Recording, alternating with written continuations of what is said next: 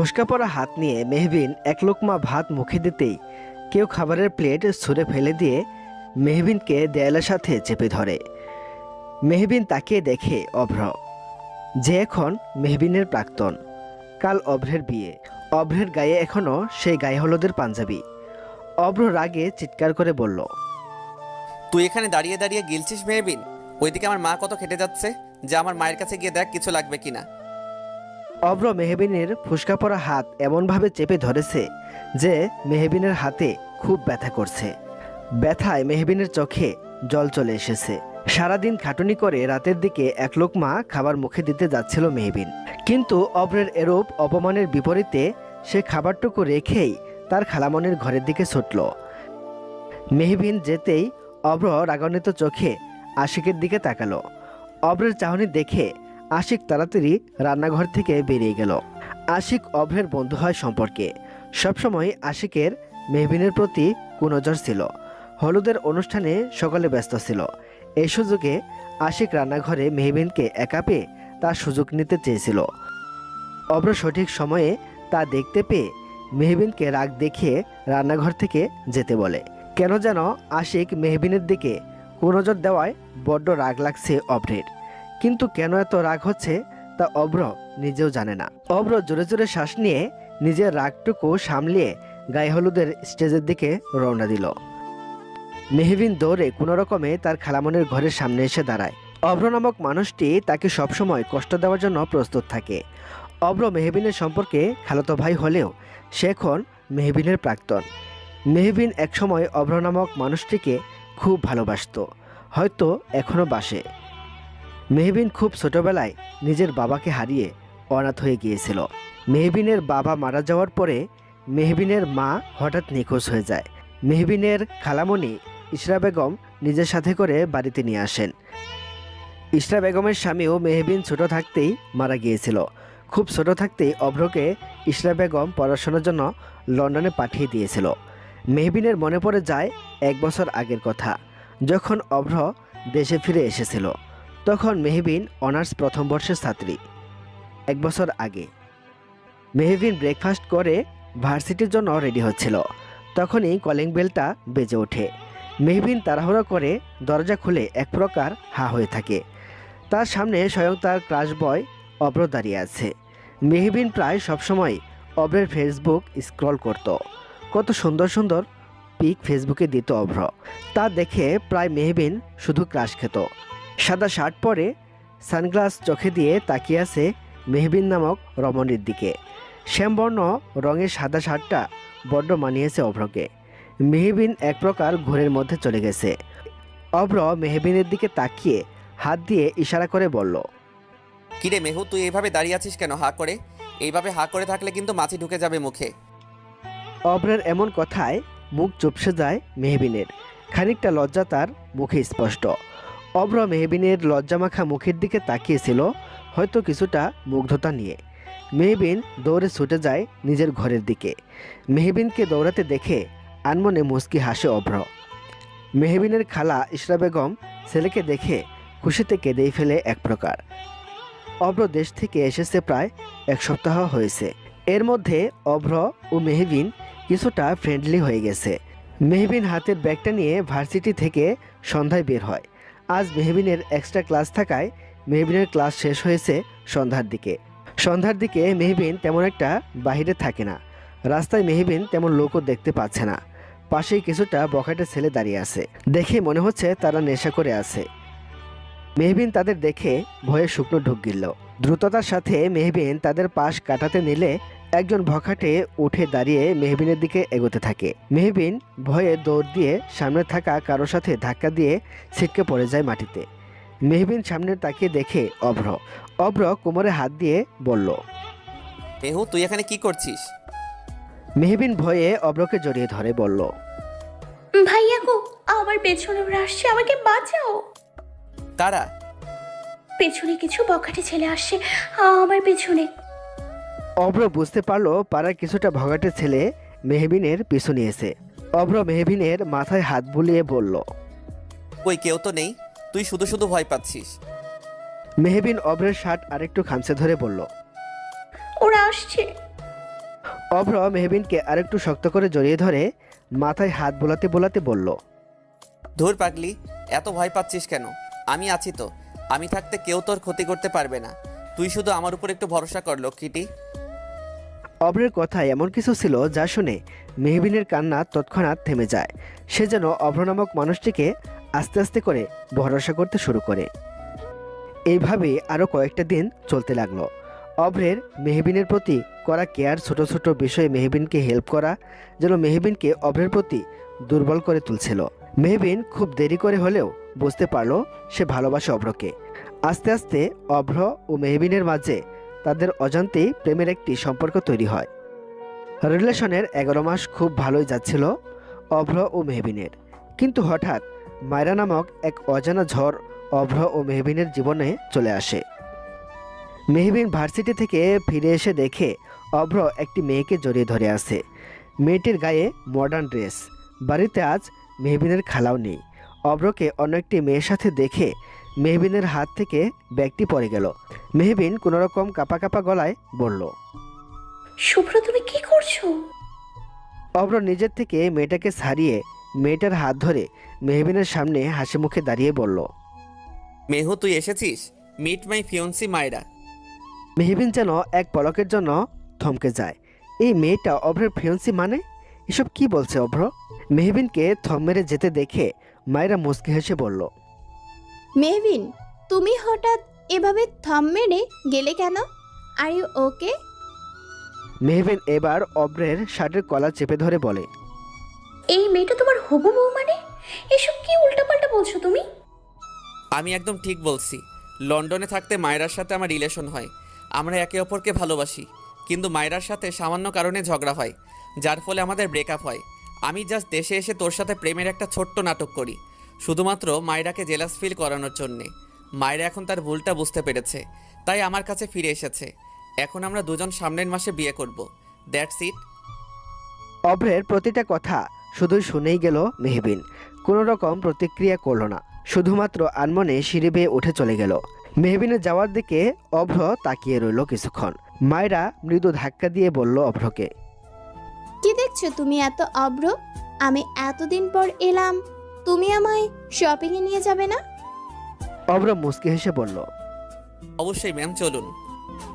কে রে মেহবিন, তুই এখানে দাঁড়িয়ে কি করছিস? নিজের খালামণির ডাকে মেহবিন অতীত থেকে বেরিয়ে আসে। নিজের চোখের জলটুকু দ্রুত মুছে ফেলে। নিজের কষ্টগুলো সে তার খালামণিকে কিছুতেই দেখাতে চায় না।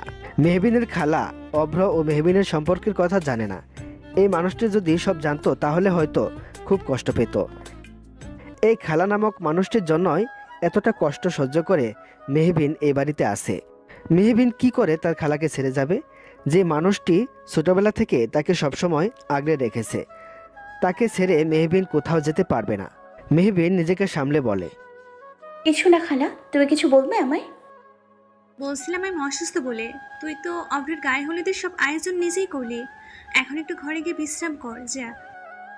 মেহবিন মাথা নাড়িয়ে নিজের ঘরে যেতে নিলে মেহবিনের খালা পিছন থেকে ডেকে বলে, মেহু, তোর হাতে কি হয়েছে? মেহবিন তার ফুসকা পড়া হাতের দিকে তাকিয়ে বলল, আসলে তেলে পেঁয়াজু ভাজতে গিয়ে তেল ছিটে হাতে চলে এসেছিল। তুমি চিন্তা করো না খালা, আমি ঘরে গিয়ে ওষুধ লাগিয়ে নিব। অবশ্যই লাগিয়ে নিবি কিন্তু। আচ্ছা। মেহবিন তার ঘরে ঢুকলো। তখনই বাহির থেকে কেউ বলে উঠল, আসবো? মেহবিন পেছনে ঘুরে দেখে অভ্র দাঁড়িয়ে আছে। অভ্রকে দেখে মেহবিন বলে, তুমি এখানে? অভ্র মেহবিনের দিকে একটি পেপার এগিয়ে দিয়ে বলে, পেপারটা সাইন করে দিস। পেপারটা রেডি করতে একটু দেরি হয়ে গেছে বটে। মেহবিন পেপারটার দিকে তাকিয়ে দেখে ডিভোর্স পেপার।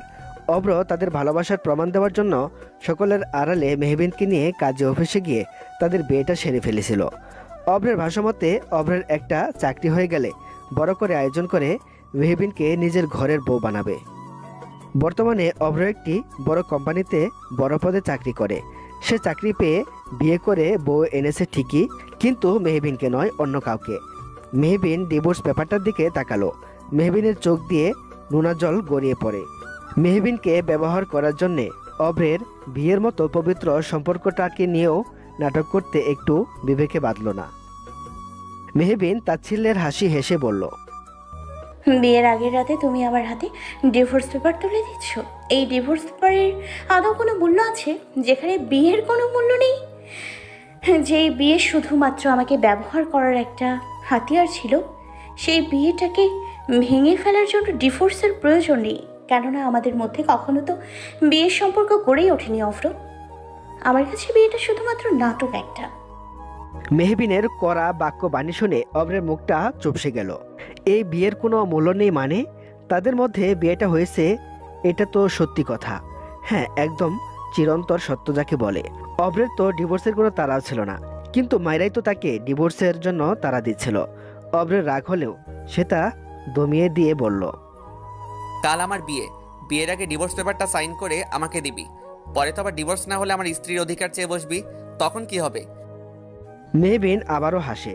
মেহবিন বলে ওঠে, আচ্ছা, তুমি তো শুধু মায়রাকে জেলাস ফিল করানোর জন্য রিলেশনে গিয়েছিলে, তাহলে বিয়ের নাটকটা কেন করলে? অভ্র কি উত্তর দিবে বুঝতে পারছে না। অভ্রের এই নীরবতা বুঝিয়ে দিচ্ছে সে কিছু লুকাতে চাইছে। আমি তোর প্রশ্নের উত্তর দিতে বাধ্য নই। কথাটি বলে অভ্র এক প্রকার তারা নিয়েই মেহবিনের রুম থেকে বেরিয়ে আসে। মেহবিন পুনরায় তার ছেলের হাসি হাসে। আজকাল তার শুধু অভ্রের কথাতে তার ছেলের হাসি হাসতে ইচ্ছে করে। তখনই মেহবিনের ফোন বেজে ওঠে। মেহবিন ফোনটা উঠে দেখে ডক্টরের নাম্বার। আজকাল মেহবিনের শরীর বেশ খারাপ, তাই কয়েকটা টেস্ট করিয়েছিল মেহবিন। হয়তো সেগুলোর রিপোর্ট চলে এসেছে। মেহবিন ফোন রিসিভ করে বলে, হ্যাঁ ডক্টর, বলুন। জি, আসলে আপনার রিপোর্ট চলে এসেছে। কি আছে তাতে? ফোনে না বলে সরাসরি বললে সুবিধা হবে। আপনি বরং কালকে আমার সাথে দেখা করুন। মেহবিন সম্মতি জানিয়ে ফোনটি রেখে দেয়। কেমন আছে রিপোর্টে যা ডক্টর ফোনে বলতে পারলো না? হাতে কোনো পুরুষের স্পর্শ পেতেই মেহবিন লাফিয়ে ওঠে দেখে তার প্রাক্তন অভ্র। বিয়ের আগে রাতে অভ্র হঠাৎ মেহবিনের ঘরে কেন? মেহবিনকে এভাবে উঠতে দেখে অভ্রও খানিকটা চমকে যায়। মেহবিন তো ঘুমিয়েছিল, তাহলে জেগে গেল কিভাবে? মেহবিন ঘড়ির দিকে তাকিয়ে দেখে রাত 2টা বাজে। কাল অভ্রের বিয়ে, অথচ এত রাতে অভ্র মেহবিনের ঘরে কেন? মনে মনে নিজেকে প্রশ্ন করে বসে মেহবিন। অভ্র মেহবিনের দিকে প্রশ্ন ছুড়ে বলে, তুই ঘুমাসনি? হ্যাঁ ঘুমিয়েছিলাম, কিন্তু রুমে তোমার উপস্থিতি টের পেয়ে আমার ঘুম ভেঙে যায়। আমার ঘুম বরাবরই কাঁচা। এত রাতে তুমি আমার ঘরে কেন? মেহবিনের প্রশ্নে অভ্র কি বলবে বুঝতে পারছে না। মেহবিন নিজের ফুসকা পড়া হাতের দিকে তাকিয়ে দেখে তাতে ওষুধ লাগানো। অভ্রের হাতেও ওষুধ। তার মানে এত রাতে অভ্র তার হাতে ওষুধ লাগাতে এসেছিল। মেহবিনের ফুসকা পড়া হাতের দিকেও অভ্রের নজর ঠিক গিয়েছিল। তুমি আমার হাতে এত রাতে ঔষধ লাগাতে এসেছিলে? অভ্র এখন কি বলবে? সে তখন ডিভোর্স পেপার দিতে এসে খেয়াল করেছিল মেহবিনের ফুসকা পড়া হাতটি। মেহবিন যে মেয়ে, নিজের হাতের দিকে সে একটু যত্ন নেবে না, তাই অভ্রই তার হাতে ওষুধ লাগাতে ঘরে এসেছিল। সত্য কথাটি লুকিয়ে অভ্র বলল, আসলে আমি এই ঘরে একটা ওষুধ নিতে এসেছিলাম, তারপর দেখলাম তোর হাতটায় ফোসকা পড়ে গেছে, তাই ভাবলাম ওষুধ লাগিয়ে দেই, আর তেমন কিছু না। মেহবিন ছলছল চোখে বলে উঠল, আমার মনের ক্ষতে ঔষধ কিভাবে লাগাবে অভ্র? তুমি শুধু আমার হাতের ক্ষতটাই দেখলে, অথচ আমার মনের ক্ষতটা দেখলে না। আমার মনে যে বিশাল বড় ক্ষত তুমি করে দিয়ে গেছো, সেই ক্ষতের কোনো ঔষধও যে কাজ হবে না। আমার বুকটা কতটা পড়েছে সেই খবর কি তুমি রাখো? অভ্র কিছু বলতে গিয়েও আর বলল না। মেহবিনের বাণীগুলো তার কেন যেন সহ্য হচ্ছে না। অভ্রের ফোনটা বেজে উঠল। মায়েরা ফোন করেছে। মায়েরা আবদার করেছে আজ সারা রাত অভ্রের সাথে লং ড্রাইভিংয়ে যাবে সে। বড়লোক বাবার মেয়ে মায়েরা যা আবদার করবে সে আবদারই তার পূরণ করতে হবে। অভ্রের ফোনে মায়েরা নামটি দেখে মেহবিন বিদ্রুপ হেসে বলে, তোমার হবু স্ত্রীর ফোন এসছে অভ্র। তুমি এখন রুম থেকে যাও, কালকে তোমার বিয়ে। বাড়িতে আত্মীয় স্বজন গিজগিজ করছে। এত রাতে আমার ঘরে তোমাকে দেখে আত্মীয় স্বজন নানা কথা রটাবে। আমার নামের দুশ্চরিত্রের ট্যাগ বসাতেও তারা ভাববে না, কিন্তু তোমার কিছুই হবে না। তাই বলছি আমার রুমে তুমি এসো না। মেহবিনের এরকম কড়া কড়া জবাবে অভ্রের নাক মুখ খিচে দাঁড়িয়ে গেল। আজকাল মেয়েটা শুধু তাকে কড়া কড়া বাণী শুনিয়ে দিচ্ছে। কই আগে তো মেয়েটা এমন ছিল না। তার কথায় এক প্রকার মিষ্টতার আভাস পেত অভ্র। তাহলে সেই মিষ্টতা কি অভ্রের করা প্রেমের থলে হারিয়ে গেল? হয়তো। অভ্র আর কিছু ভাবতে পারছে না। মায়েরা বারবার ফোন করছে। মেয়েটা অনেকক্ষণ ধরে নিচে গাড়ি নিয়ে অভ্রের জন্য অপেক্ষা করছে। না, মেয়েটাকে আর অপেক্ষা করানো ঠিক হবে না। অভ্র নিচে চলে গেল। মেহবিন দীর্ঘ শ্বাস ফেলল। অভ্র সদর দরজার কাছে গিয়ে চাবি বের করে দরজাটা খুলতে গিয়ে দেখল তার বন্ধুরা সবাই পুরো ড্রয়িং রুম জুড়ে নিজেদের রাজত্ব বিস্তার করে ঘুমাচ্ছে। তাদের দেখে মৃদু হেসে অভ্র ড্রয়িং রুম থেকে বেরিয়ে গেল। অভ্রকে বেরিয়ে যেতে দেখে আশিক উঠে গেল। এতক্ষণ সে ঘুমের ভান ধরেছিল। অভ্র এখন বাড়িতে নেই। বাকি বন্ধুরা ও আত্মীয় স্বজনরা এখন ঘুমাচ্ছে। এই সুবর্ণ সুযোগ আশিক হাতছাড়া করতে চাইছে না। অনেক মেয়ের সাথে সে রাত কাটিয়েছে, কিন্তু মেহবিন একটা মেয়ে বটে। তার শরীরটা দেখলেই আশিকের পক্ষে নিজেকে কন্ট্রোল করা দায় হয়ে যায়। আজকে সে মেহবিনকে নিজের করে ছাড়বেই। আশিক পৌচাশিক হাসি দিয়ে মেহবিনের রুমের দিকে যেতে থাকে। অভ্রকে দেখে মায়েরা অন্যদিকে মুখটা ঘুরিয়ে নেয়। সে আজ অভ্রের সাথে বড্ড রাগ করেছে। এতক্ষণ ধরে তাকে অপেক্ষা করিয়ে নিচে দাঁড় করিয়ে রেখেছে অভ্র। কি এমন মহাকার্য করছিল অভ্র যে তাকে আধা ঘন্টা ধরে নিচে দাঁড় করিয়ে রাখলো? নিজের প্রেয়সীর রাগ হয়েছে বুঝতে পেরে অভ্র পিছন থেকে মায়রাকে জড়িয়ে ধরে বলে, আমার মায়ু বেবির বুঝি খুব রাগ হয়েছে? খুব হয়েছে। আজকে তো তোমার মায়ু বেবি তোমার সাথে কথাও বলবে না। তাহলে আমার কি হবে? আমার মায়ু বেবি যদি আমার সাথে কথা না বলে, তাহলে তো এই অভ্র নামক বেচারা প্রাণীটির দুর্দশা হয়ে যাবে। তোমার মুখে মিষ্ট বাণী আমার কানে না পৌঁছালে আমার অন্তরটা যে জ্বলে পড়ে যাবে, তখন কি হবে? অভ্রের এমন কথা শুনে মায়রা নামক রমণীর সব রাগ গলে জল হয়ে গেল। সে হেসে উঠল অভ্রের কথায়। নিজের প্রেয়সীকে হাসতে দেখে অভ্রও হেসে উঠল। মায়রা অভ্রের বুকে মাথা রেখে বলল, তুমি সারা জীবন আমার হয়েই থাকো অব্র, কখনো বদলে যেও না। তুমি বদলে গেলে আমি যে নিজের অস্তিত্বকে হারিয়ে ফেলবো। মায়রার কথা শুনে অভ্র মুচকি হেসে অভ্র মায়রাকে জড়িয়ে ধরে বলে, আমি তো সবসময় তোমারই আছি, তোমারই থাকবো। বিয়ের আগে আমার প্রমিস তোমার কাছে, মাই ডার্লিং। জানালা দিয়ে এসব কিছুই দেখে যাচ্ছে মেহবিন। অভ্র তো এই বুকে আমাকেও জায়গা দিয়েছিল। এই বুকে আমাকেও জড়িয়ে কত শত ভালোবাসার কথা বলেছিল, কত প্রতিজ্ঞা দিয়েছিল। সেসব কি আজ মিথ্যে হয়ে গেল? সব কিছুই অভ্রের নাটক ছিল। এতটা নিখুঁতভাবে মানুষ অভিনয় করতে পারে? কই, আমি তো এই মিথ্যে অভিনয়গুলো ধরতে পারিনি। তার মানে আমি বোকা ছিলাম বলে অভ্র এতটা নিখুঁতভাবে 11টা মাস ধরে ভালোবাসার অভিনয় করে আমাকে ব্যবহার করে গেল। আচ্ছা, এই 11 মাসের মিথ্যে ভালোবাসার নাটকে অভ্রের মনে কি আমার জন্য একটুও জায়গা হয়নি? হয়তো না। মেহবিনের চোখ থেকে টপ টপ করে জল পড়তে লাগলো। চোখের জলগুলো বড্ড অবাধ্য, নিজের মতো পড়তেই থাকে। মেহবিন আকাশের পানে তাকিয়ে বলল, আচ্ছা, প্রতারকগুলো সবসময় কেন ভালো থাকে? বুঝেছি, হয়তো তারা মানুষের মন ভেঙে পৈশাচিক আনন্দ পায়, অথচ তারা যাদের মন ভেঙে চুরমার করে দেয় তারাই দিন শেষে বুকে কষ্ট নিয়ে বেঁচে থাকে। হ্যাঁ, পৃথিবীতে আজ শুধুই প্রতারকদের রাজত্ব। তারা সব সময়ই বুক ফুলিয়ে সমাজে ঘুরে বেড়ায়। মেহবিন দ্রুত নিজের চোখের জলটুকু মুছে বলে, না, আমি কিছুতেই কাঁদবো না। আমিও দেখিয়ে দিব অভ্র আহমেদকে আমিও পারি। আমিও আমার জীবনে মুভ অন করব। মেহবিন ড্রয়ার থেকে ডিভোর্স পেপারটা বের করে কলমটা হাতে নিয়ে সাইন করতে গিয়েও থেমে যায়। হাতটা প্রচণ্ড রকমের কাঁপছে তার। এই একটা সাইন বিয়ের মতো বন্ধনটাকে শেষ করে দিতে যথেষ্ট। পাশে অভ্রের সাইন জলজল করছে। আচ্ছা, অভ্র যখন সাইনটা করেছিল তখন তারও কি হাতটা কেঁপে উঠেছিল? জানে না মেহবিন। মেহবিনের হাত থেকে কলমটা পড়ে যায়। অভ্র নামক বিশ্বাসঘাতকের কোনো জায়গা নেই মেহবিনের জীবনে। কিন্তু এই কথাটি কিছুতেই সে তার মনকে বোঝাতে পারছে না। মন যে বড্ড অবুঝ, সে মানে না কোনো বাধা, সে শুধু তার নিয়মে চলে। মেহবিনের মাথাটা কেমন যেন চক্কর দিয়ে উঠল। শরীরে তেমন জোর পাচ্ছে না। গ্লাসের পানিটুকু নিয়ে ডক্টরের দেওয়া ওষুধ বের করে খেয়ে ফেলল। মেহবিন তার মায়ের ছবিটা বের করে শক্ত করে জড়িয়ে ধরে বলে, মা, কোথায় তুমি? তোমার মেয়ের যে বড্ড প্রয়োজন তোমাকে। কোথায় হারিয়ে গেলে মা? মা গো, এই সময় তোমার বুকে মাথা ঠেকিয়ে কাঁদলে বোধহয় আমার ব্যথাটা হালকা হতো। মেহবিন ফুপিয়ে কেঁদে ওঠে।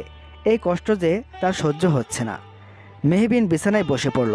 পুনরায় ডিভোর্স পেপার হাতে নিবে, তখনই কেউ বলে উঠল। মেহরানি। কারো কণ্ঠস্বর শুনে মেহবিন পেছনে ঘুরে দেখে আশিক।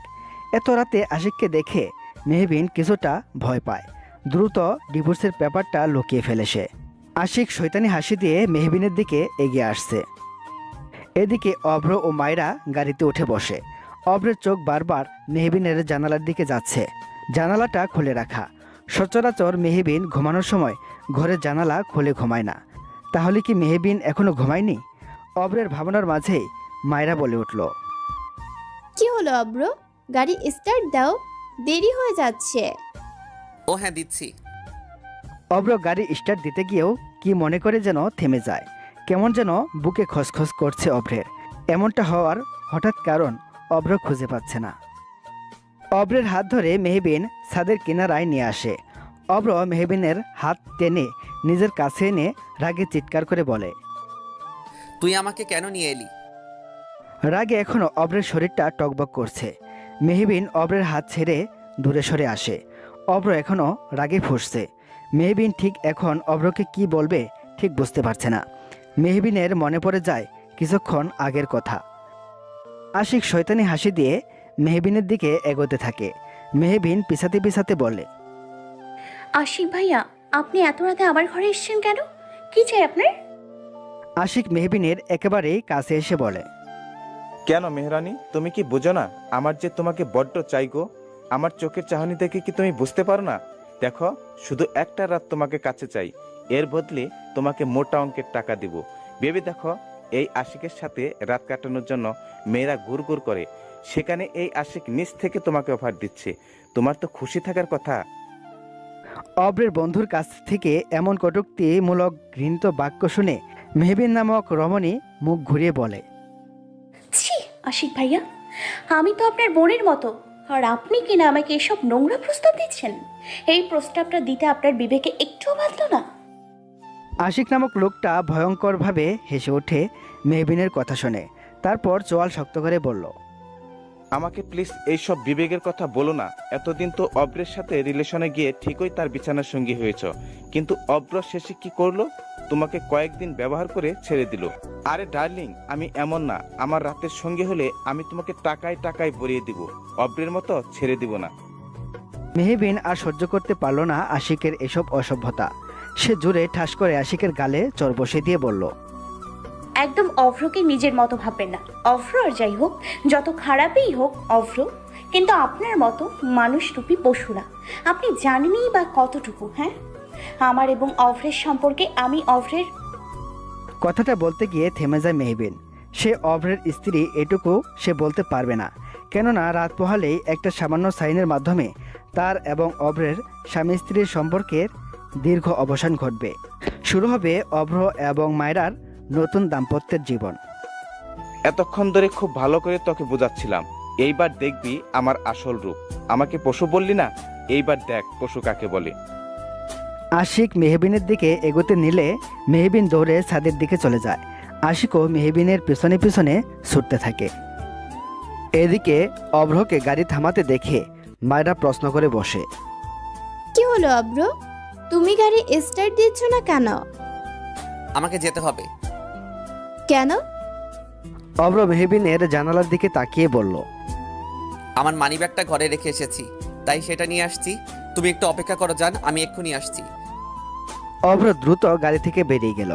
মায়রাকে এক প্রকার মিথ্যে বলেই অভ্র বেরিয়েছে। মানিব্যাগটা অভ্রের পকেটেই আছে। কেন যেন তার মনটা মেহবিনের জন্য খসখস করছে। তাই মায়াকে মিথ্যে বলে অভ্র মেহবিনের ঘরের দিকে যাচ্ছে। উদ্দেশ্য মেহবিনকে এক পলক দেখে অশান্ত মনটাকে শান্ত করা। মেহবিন দৌড়ে চিলেকুঠার ঘরের দিকে এসে পড়ে। শরীরটা বেশ দুর্বল, তাই মেহবিন দৌড়াতেও পারছে না। পিছন থেকে আশিক মেহবিনের ওড়না নিজের হাতের মুঠোয় নিয়ে বলে। এইবার কোথায় পালাবে ডার্লিং? মেহবিন এখন কি করবে কিচ্ছু বুঝতে পারছে না। চিৎকারটুকু তার পক্ষে করা সম্ভব না। চিলেকোঠার ঘরটা বেশ কোনায় হওয়ায় এখান থেকে শব্দ বাইরে পৌঁছাবে না, কেউ শুনতে পাবে না মেহবিনের আর্তনাদ। আশিক মেহবিনের ওড়নাটা আঙুলে পেঁচাতে পেঁচাতে মেহবিনের দিকে এগোচ্ছে। মেহবিন নিজের ওড়নাটা আশিকের থেকে টেনে নিয়ে নিজেকে ঢাকার জন্য প্রচেষ্টা করে যাচ্ছে। মেহবিনের চোখে পানি চলে আসে। তাহলে কি আশিক নামক পশুর হাতে তাকে নিজেকে বিলীন করে দিতে হবে? তখন পেছন থেকে অভ্র আশিককে ঘুষি দিয়ে ফেলে দেয়। অভ্রকে দেখে যেন স্বস্তি পায় মেহবিন। অভ্র মেহবিনকে ঘরে দেখতে না পেয়ে ছেলে কোঠার দিকে এসে আশিকের করা কাণ্ডে তার মাথায় রক্ত চড়ে বসে।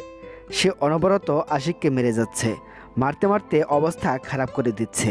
অভ্র আশিকের নাক বরাবর ঘুষি দিয়ে বলে, তোকে আমি ওয়ার্ন করেছিলাম আশিক, তারপরে তুই মেহবিনের দিকে কুনজর দিচ্ছিস। তোর সাহস কি করে হয় মেহবিনের দিকে হাত বাড়ানোর? তোকে আজ মেরেই ফেলবো। আশিক মার খেতে খেতেই বলে, এত কিসের দরদ তোর মেহবিনের জন্য? কালকে তোর বিয়ে, আর আজ তোর প্রাক্তনের জন্য দরদ উতলে পড়ছে। তাকে মায়েরা জানে আমি তো শুধু অফার করেছি, কিন্তু এই মেয়ে নিশ্চয় রিলেশন থাকা অবস্থায় তোর সাথে ফষ্টি নষ্টি করেছে, তাই না?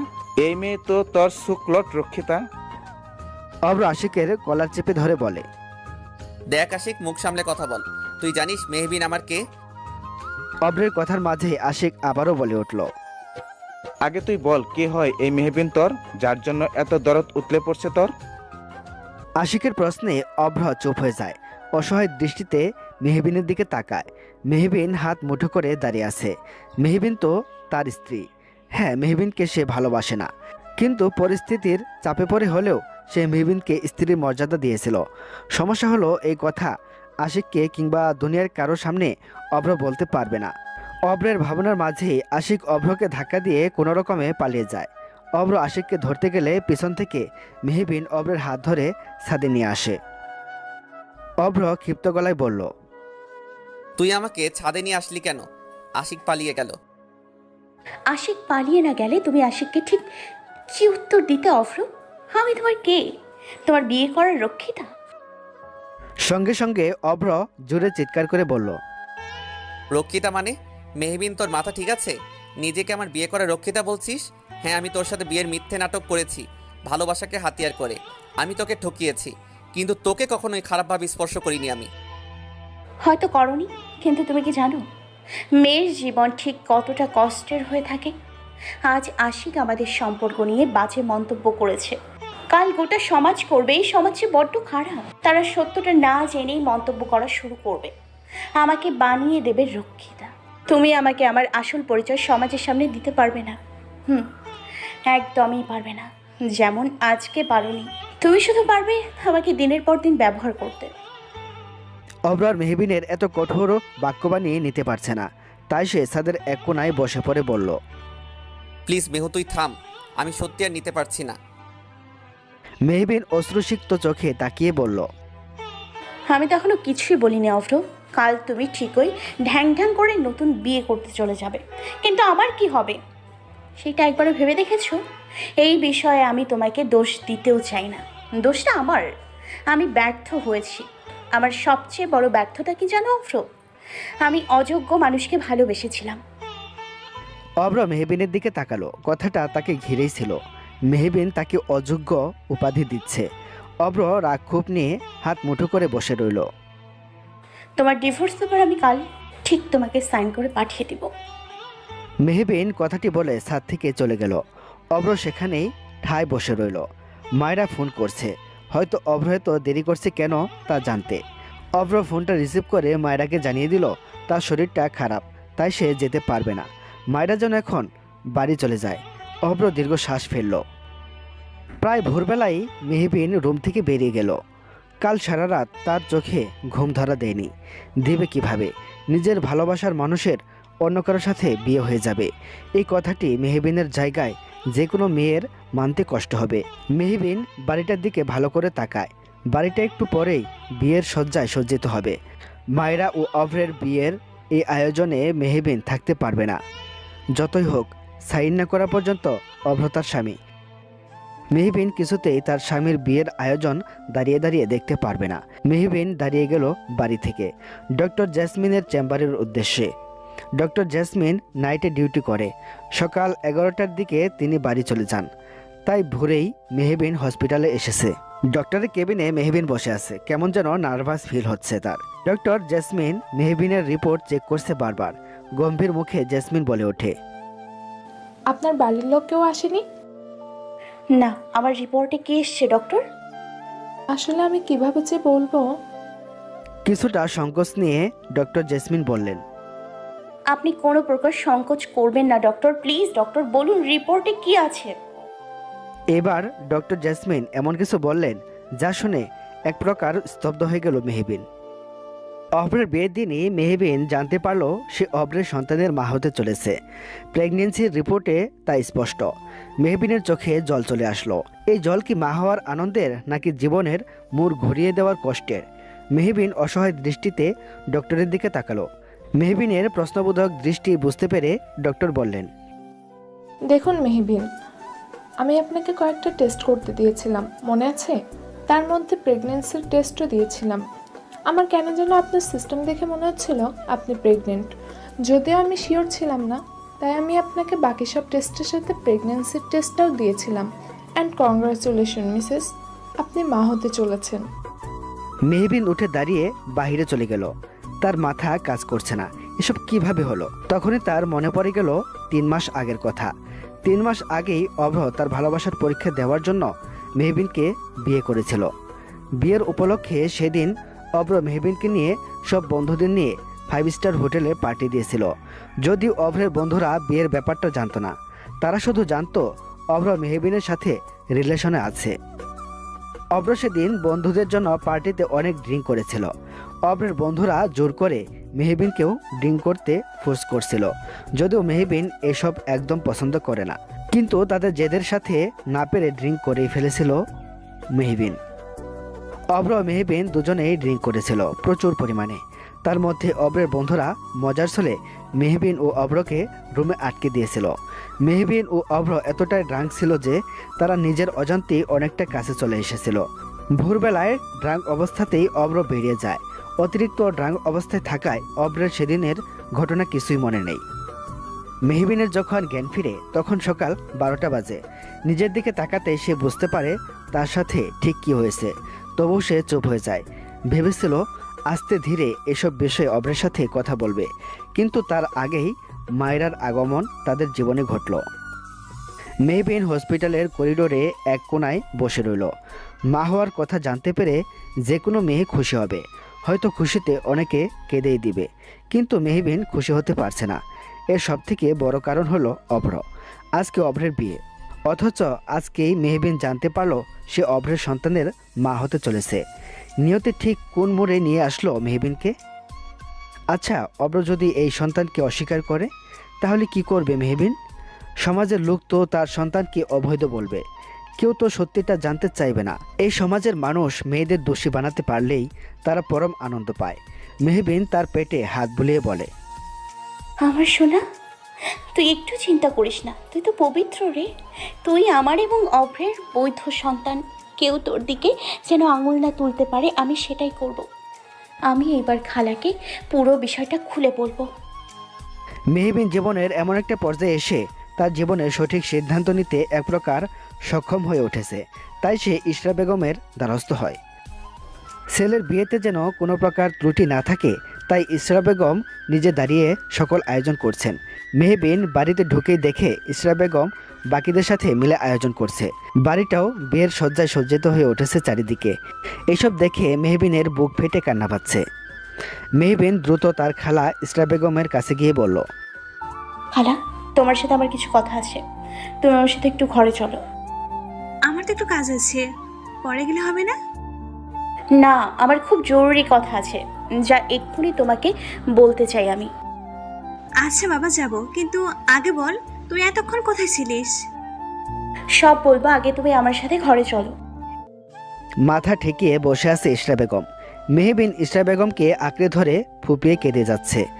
ইশরা বেগমকে ইতিমধ্যে শুরু থেকে সবকিছুই খুলে বলেছে মেহবিন। রুমে পিন পিন জুড়ে নীরবতা পালন হচ্ছে।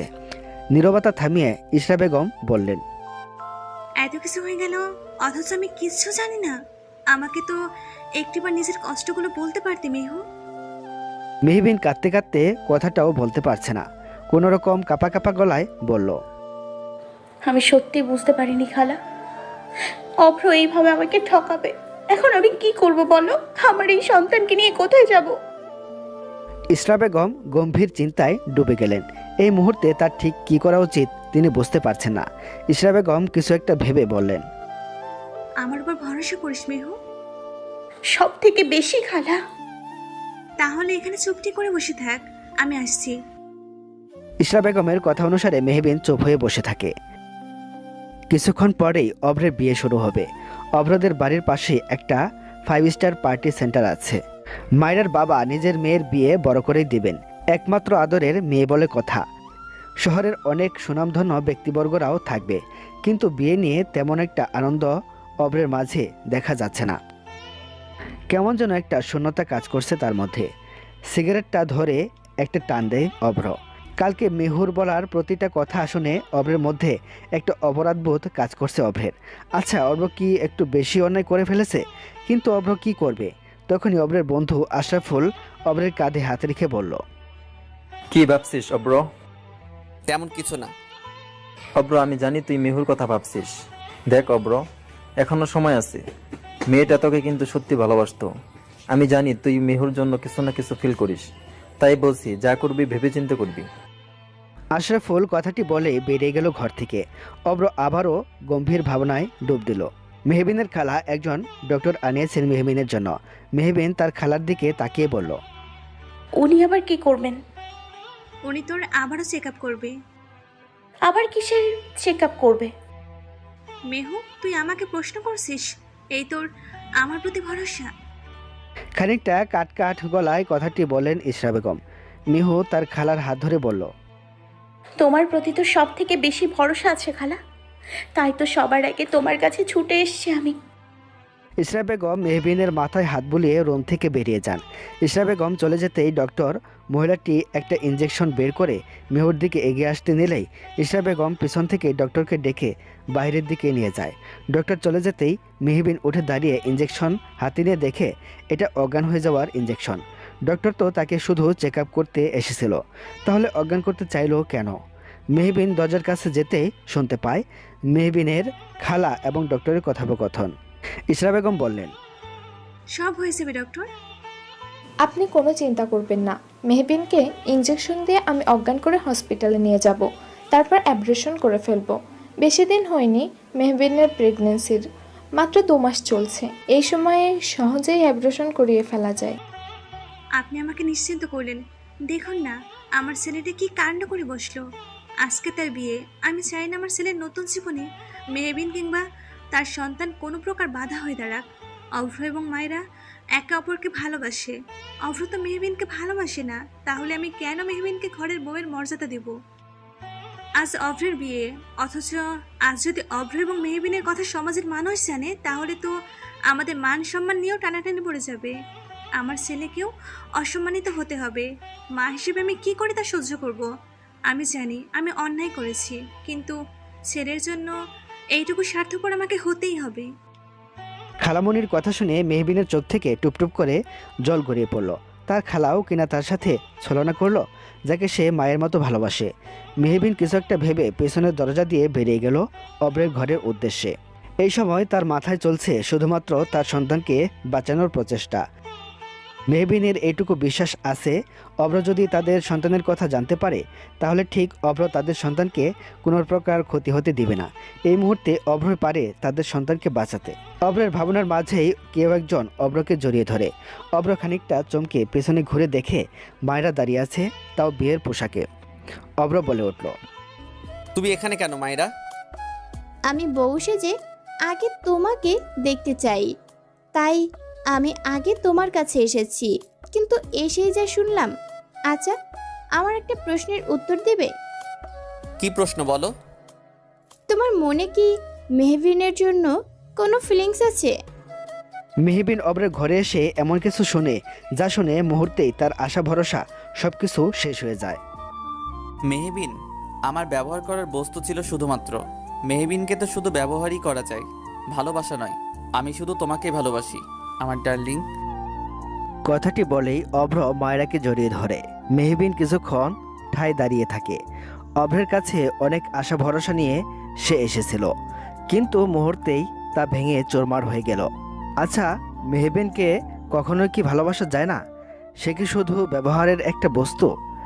মায়েরা অভ্রকে আরেকটু টাইট করে জড়িয়ে ধরে বলল, আমি বাইরের থেকে স্পষ্ট শুনলাম আশফুল বলল তুমি নাকি মেহবিনের জন্য কিছু ফিল করো। এইসবের মানে কি? অভ্র মায়েরার গালে হাত রেখে বলল, মানেটা খুব সিম্পল। তোমাকে তো বললাম মায়েরা, আমি শুধু মেহবিনকে ব্যবহার করেছি ভালোবাসার অভিনয় করার জন্যে। মেহবিনের প্রতি আমার একটা অপরাধ বোধ জন্ম নিয়েছে, আর কিছুই না। কোনো টিলিংস আমার নেই। তুমি কিনা শেষমেশ মেহুর জন্যে জেলাস ফিল করছো? মেহু আদৌ আমার ভালোবাসার যোগ্য? অনাথ মেয়ে একটা, আমাদের বাড়িতে এক প্রকার আশ্রিতা হয়ে থাকে। মেহু একটু মডার্নও না, সারাদিন কী সব সাধারণ জামা কাপড় পরে থাকে। এইরকম আশ্রিতা বেহেনজি টাইপ মেয়েকে কে ভালোবাসবে বলো? এই অব্র আহমেদের রুচিটা এতটাও খারাপ হয়ে যায়নি? অভ্রের কথা শুনে মায়েরা যেন নিশ্চিন্ত হলো। মেহবিন আর বাইরে দাঁড়িয়ে থাকতে পারল না। সে ভেতরে গিয়ে বলল, তুমি আগে নিজেকে নিজে প্রশ্ন করো, তুমি কি নিজে আমার যোগ্য মিস্টার অফর আহমেদ? মেহবিনকে এই সময় দেখে অভ্র মায়েরার থেকে দূরে সরে গিয়ে বলল। তুই এই সময় কি করছিস? মেহবিন মুচকি হেসে বলল, আসলে প্রাইভেট টাইমে চলে আসার জন্য সরি, এসেছিলাম একটা নিউজ দিতে, কিন্তু এখন তোমাকে কিছু দিব না। অভ্র সরু চোখে তাকিয়ে বলল। কীরকম নিউজ? মেহবিন হাত ভাঁজ করে বলল, সেই খবর পাওয়ার কোনো রকম অধিকার কিংবা যোগ্যতা তোমার নেই মিস্টার অভর আহমেদ। আর একটু আগে কি বললে? আমি তোমার অযোগ্য বেহেনজি টাইপ। কিন্তু এই বেহেনজি টাইপ মেয়েকেই কিন্তু একদিন এই বুকেই জড়িয়ে রেখেছিলে, যেভাবে আজ তুমি মায়রাকে জড়িয়ে ধরেছিলে। তখন তোমার স্ট্যাটাসটা কোথায় ছিল? ব্যবহার করার জন্য যখন তুমি অনাথ আশ্রিতা মেয়েটাকে বিয়ে করেছিলে, তখন তোমার সেই সো কল্ড স্ট্যাটাস কোথায় ছিল? অভ্র রাগে মুষ্টি বদ্ধ করে ফেলে। মেহবিনের বড্ড বেশি সাহস হয়ে গেছে। অভ্র আহমেদকে এই মেয়ে কথা শোনাচ্ছে আজকাল। দেখো মেহবিন, তুমি কিন্তু মায়েরার কথার মাঝে মেহবিন তাকে থামিয়ে দিয়ে বলে, এই অভ্র আহমেদ যাকে তুমি অনেক ভালোবাসো, দেখবে একদিন সেই অভ্র আহমেদই তোমাকে ছুঁড়ে ফেলে দেবে।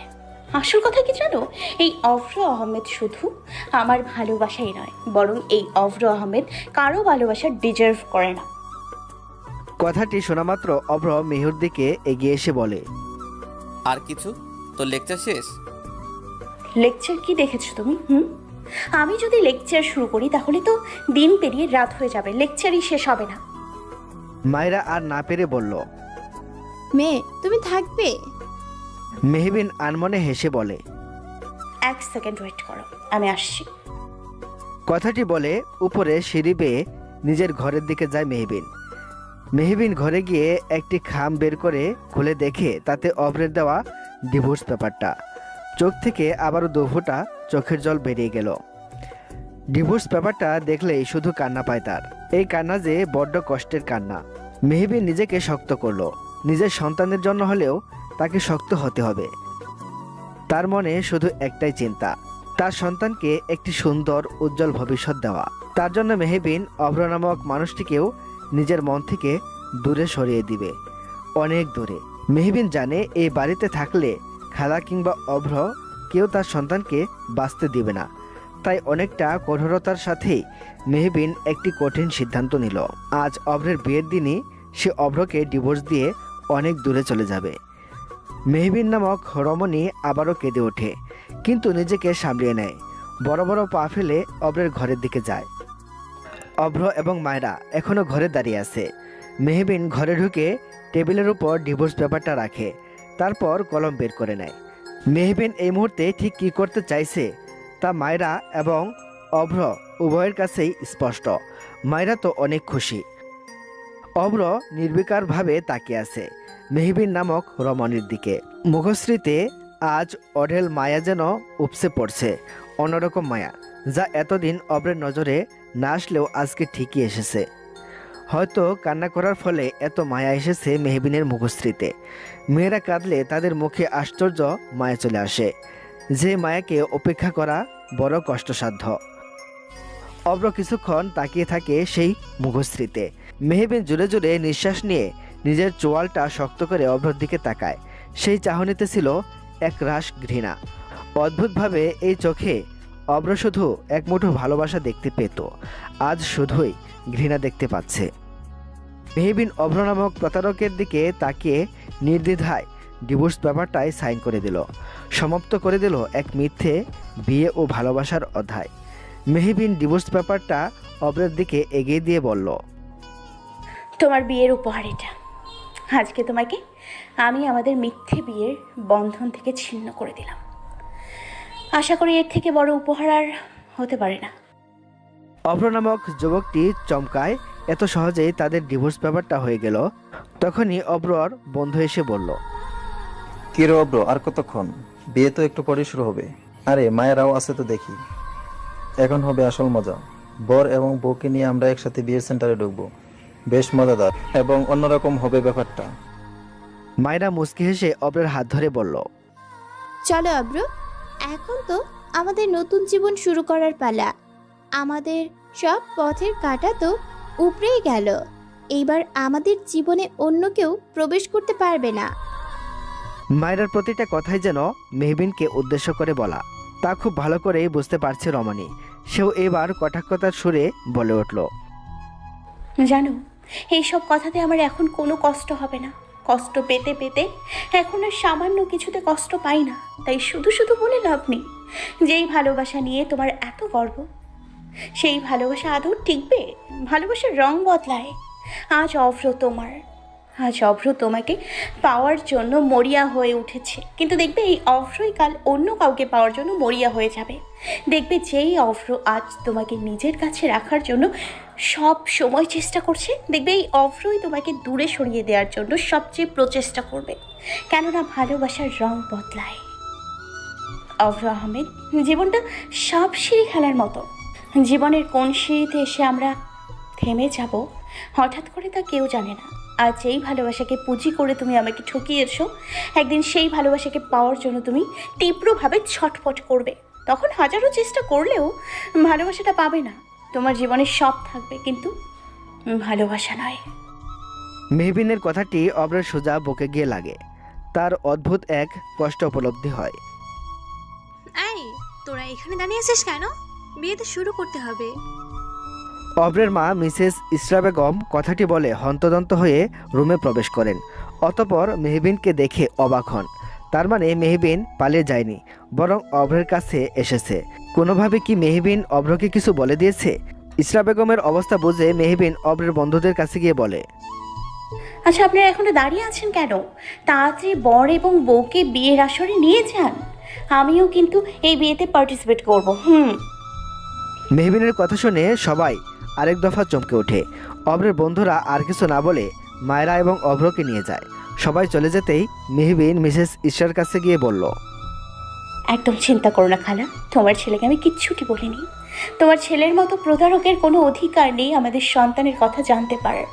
আমার সন্তান শুধুই আমার, সে আমার পরিচয় বেঁচে উঠবে, কোনো প্রতারকের পরিচয় নয়। দেখ মেহবিন, তুই কিন্তু নিজের সীমা লঙ্ঘন করছিস। মেহবিন চারপাশে তাকিয়ে বলল, আস্তে খালা, চিৎকার করো না। চিৎকার কিন্তু আমিও করতে পারি।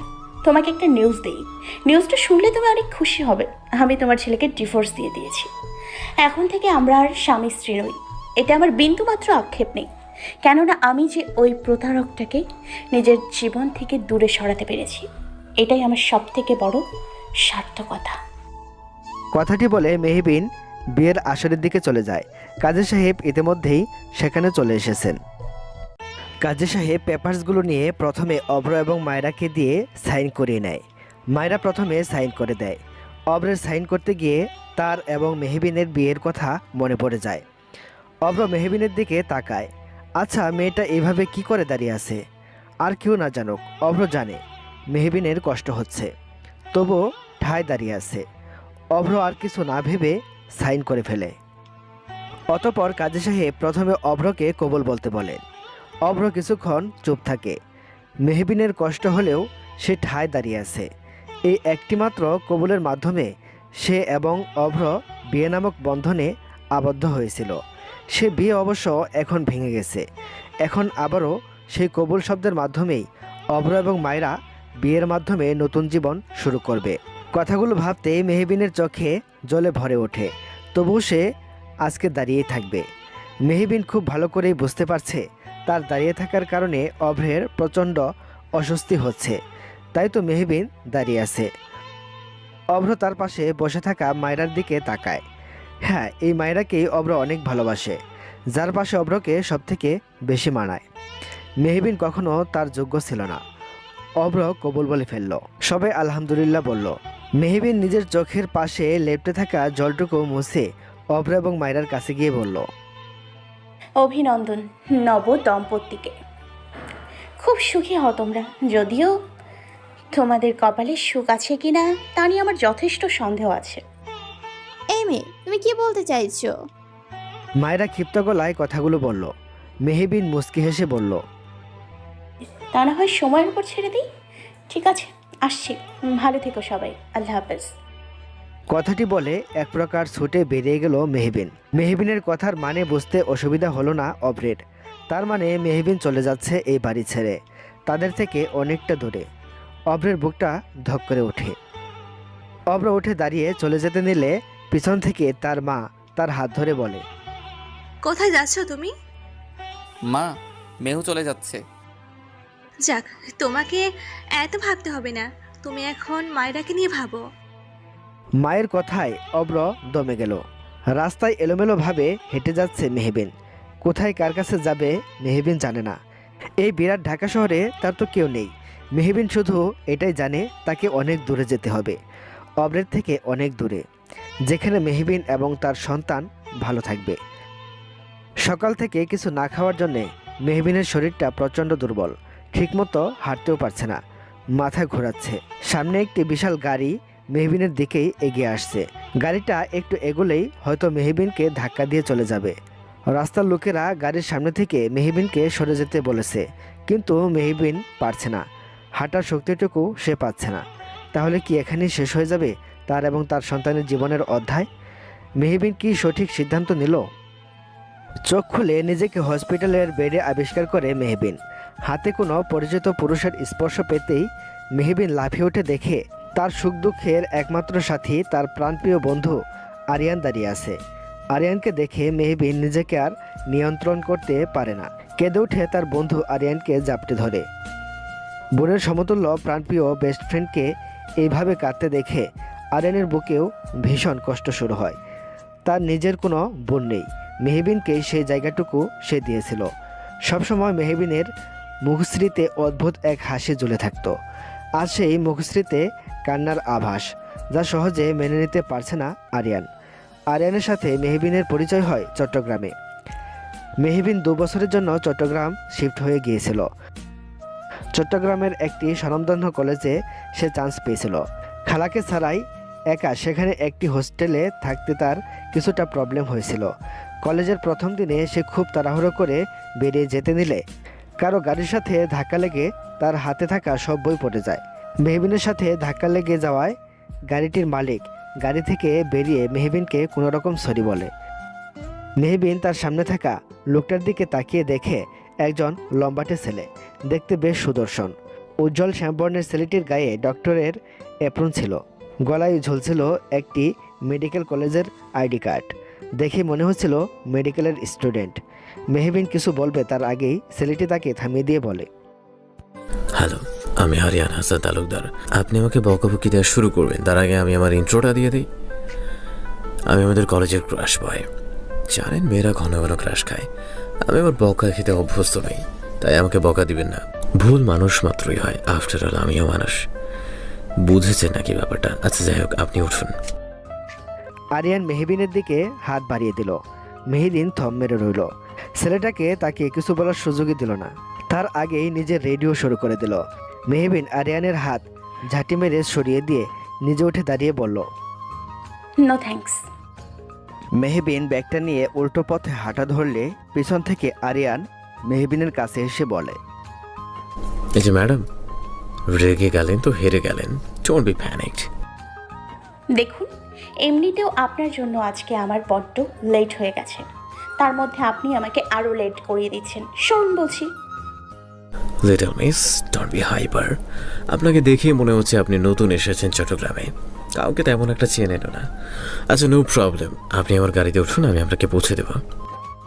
আমি অপরিচিত কারোর গাড়িতে উঠি না। আরিয়ান হেসে বলে, লিটল মিস, জন্মের পর থেকে আমাদের আশেপাশের মানুষগুলো কিন্তু আমাদের কাছে কিছুটা অপরিচিত ছিল, তারপর আস্তে ধীরে তারা আমাদের আপনজন হয়ে ওঠে। আমরা কেউ আগে থেকে পরিচিত থাকি না, অপরিচিত মানুষরা এরকম পরম পরিচিত হয়ে ওঠে। আমার না কোনো বোন নেই, অন্তত বড় ভাই হিসেবে আপনি আমার গাড়িতে উঠতে পারেন। আমি কিন্তু অতটা খারাপ নই মিস।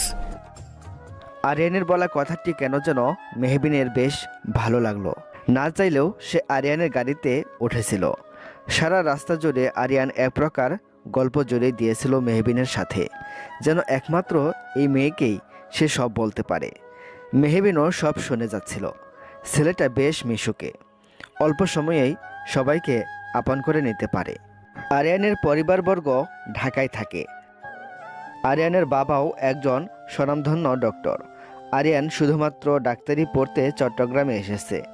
এইভাবে দিনের পর দিন মেহবিন এবং আরিয়ানের আরও ভালো বন্ধুত্ব হয়ে গিয়েছিল। আরিয়ান মেহবিনকে এক প্রকার তার বোনের মতো আগলে রাখত। মেহবিনের কলেজে পড়ার শেষে ঢাকার ভার্সিটিতে পড়তে চলে গেলে আরিয়ানের সাথে তার যোগাযোগ বিচ্ছিন্ন হয়ে যায়।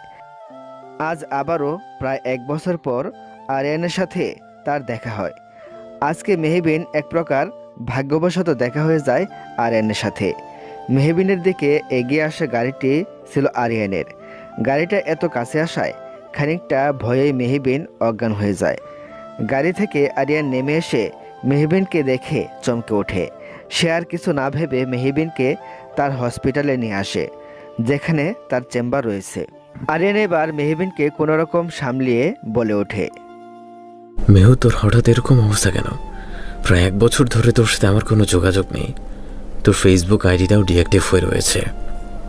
এভাবে রাস্তা কি করছিলি তুই? এই 1 বছরে অনেক কিছু হয়ে গেছে রে আরিয়ান। কি হয়েছে? আরিয়ান, আমি প্রেগনেন্ট।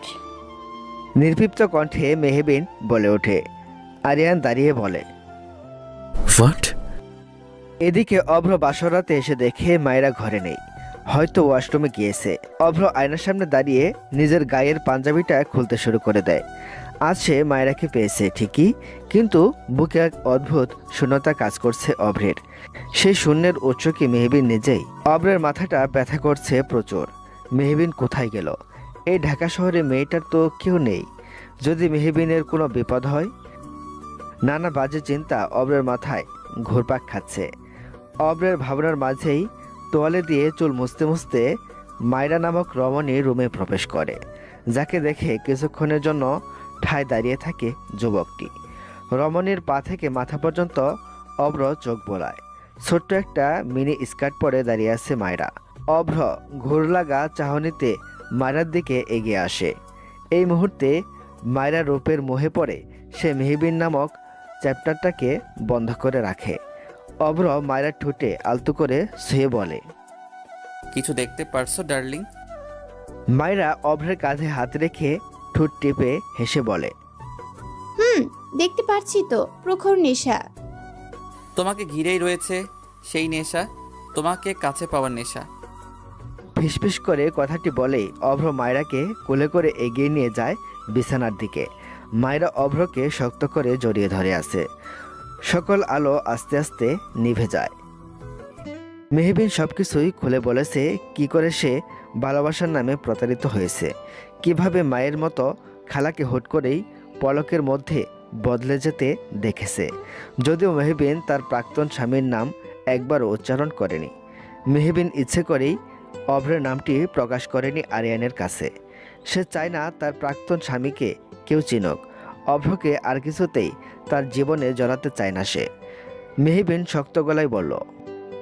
আরিয়ান চুপচাপ শুনতে লাগলো মেহবিনের কথাগুলো, অতঃপর বলল, ভুল মানুষকে বারবার বিশ্বাস করাটাও আমাদের নিজেদের একটা দোষ। তুই ভালোবাসার ক্ষেত্রে ভুল মানুষকে বেছে নিয়েছিলি, এমনকি সাহায্য পাওয়ার আশায় ভুল মানুষের কাছেই সাহায্য চেয়েছিলি। আচ্ছা, সেসব বাদ দিই, চল এবার তুই আমার সাথে চল। কোথায়? কোথায় আবার? আমার বাসায়। আমি এখন আবার ঢাকায় শিফট হয়েছি, তুই এখন আমার বাসায় যাবি। দেখ আরিয়ান, আমি তোর বাসায় গিয়ে তোর ঝামেলা বাড়াতে চাই না। আমি ঠিক কোথাও চলে যাব, তুই চিন্তা করিস না। কথাটি বলে মেহবিন উঠতে নিলে আরিয়ান ক্ষিপ্ত গলায় বলল, একটা থাপ্পড় খাবি তুই? নিজের অবস্থা দেখেছিস? তোর প্রেশার একেবারেই লো। আমি জানি ঢাকায় তোর তেমন কেউ নেই, তার মধ্যে তুই এখন একানোস। তোর গর্ভে একজন সন্তান বেড়ে উঠছে, তার খেয়াল রাখতে হবে। একজন ডক্টর হিসেবে আমি কিছুতেই তা হতে দিতে পারি না। কিন্তু কোনো কিন্তু না। দেখ মিহু, আমি তোকে সবসময় আমার নিজের বোনের জায়গাটুকু দিয়েছি, আমাকে একটু বিশ্বাস করে দেখ, আমি অন্তত তোকে ঠকাবো না। একটি যুবক বিশাল ঘরের এক কোণে বসে আছে। তার মাথায় নানা চিন্তা ঘুরছে। হুট করে ছেলেটি একটি পেন্সিল ও আর্ট পেপার নিয়ে বসে পড়ল। তারপর ছেলেটি খুব নিখুঁতভাবে তার প্রিয়সীর ছবিটা আর্ট করে ফেলল। তারপর গিটারটা হাতে নিয়ে ছবিটির দিকে তাকিয়ে গান গাইতে লাগলো। ছেলেটির গানের মধ্যে অদ্ভুত ভালোবাসা ছিল তার প্রিয়সীর জন্য। হ্যাঁ, তার ভালোবাসাটা অদ্ভুতই বটে। হঠাৎ গানটি থামিয়ে দিয়ে নিজের আঁকা ছবিটাতে হাত বুলিয়ে বলল, হাজারো জনের ভিড়েও তোমাকে আমি ঠিক খুঁজে বের করব। তোমাকে জীবনের শেষ নিঃশ্বাস পর্যন্ত খুঁজে বেড়াবো। তোমাকে যে অনেক কিছু বলার আছে প্রেয়সী, ভালোবাসি। ছেলেটির কথার মাঝেই তার ফোনে টুংটাং শব্দ শুরু হলো। ছেলেটি ফোনটা হাতে নিয়ে এমন কিছু দেখলো যা দেখেই ছেলেটির মুখে অজান্তেই হাসি ফুটে উঠল। বিশাল বড় দোতলা বিশিষ্ট ডুপ্লেক্স বাড়ির সামনে আরিয়ান তার গাড়িটি রাখে। গাড়ি থেকে প্রথমে আরিয়ান, তারপর মেহবিন নামে। বাড়ির সামনে বড় বড় করে লেখা তালুকদার বাড়ি।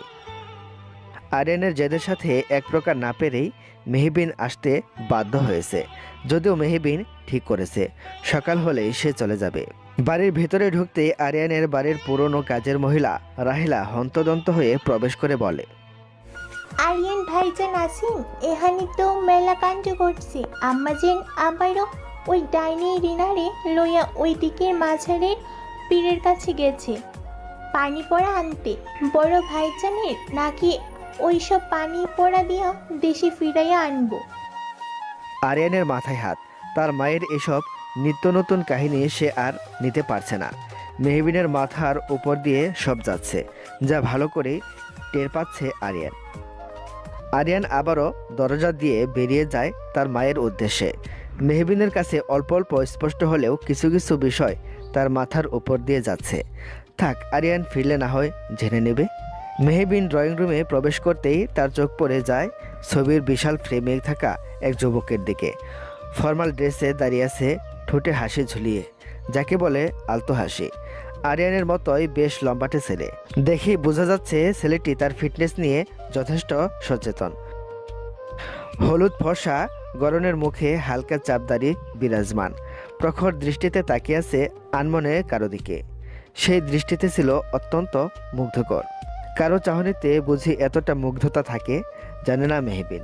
কিন্তু যুবকটি কার দিকে এত মুগ্ধ চাহনিতে তাকিয়ে আছে, মনে এক প্রকার প্রশ্ন জাগলো মেহবিনের। মেহবিনকে এইভাবে তাকিয়ে থাকতে দেখে রাহেলা বেগম এসে বললেন, আফা, আপনি এত কি দেখতেছেন? ছবিতে আঁকা ছেলেটিকে? ও, উনি হইল আমাগো বড় ভাইজান, যারি লইয়া এত কাণ্ড।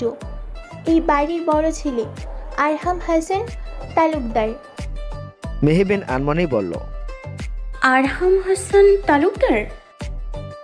আরহামের ঘরে বর্তমানে তার স্ত্রীর পরিচয়ে দাঁড়িয়ে আছে মেহবিন, যাকে সে এখনও চেনেই না। এখন পর্যন্ত যাকে নিজ চোখে দেখার সাধ্য হয়নি, তারই ঘরে তার বউয়ের পরিচয়ে দাঁড়িয়ে থাকাটা অত্যন্ত অস্বস্তির বিষয় বলে মনে হচ্ছে মেহবিনের। মেহবিন রক্তচক্ষু দিয়ে তাকিয়ে আছে আরিয়ানের দিকে। আরিয়ানের তো যায় যায় অবস্থা। কিছুক্ষণ আগে মেহবিন আরহামের ছবির দিকে তাকিয়েছিল, তখনই সেখানে আরিয়ান সহ আরিয়ানের মা এবং রিয়া উপস্থিত হয়। অপরিচিত মেয়েকে দেখে আরিয়ানের মা মেহবিনের দিকে প্রশ্ন ছুড়ে বললেন, মা, কে তুমি? রাহেলা বেগম এগিয়ে এসে বললেন, হালা, এই হাফাটা তো ছোট ভাইজানের লেগা আসছে। আরিয়ানের মা এবার আরিয়ানের দিকে তাকিয়ে বলল, আরিয়ান, তোমার সাথে এই মেয়েটা কি? আরিয়ান পড়েছে বিপাকে। ঢাকা শহরে মেহবিনের কেউ নেই। মেহবিনকে এই অবস্থায় ভালোভাবে খেয়াল করতে হবে। এই বাড়িতে মেহবিনকে পার্মানেন্ট রাখার জন্য কিছু একটা বলতে হবে।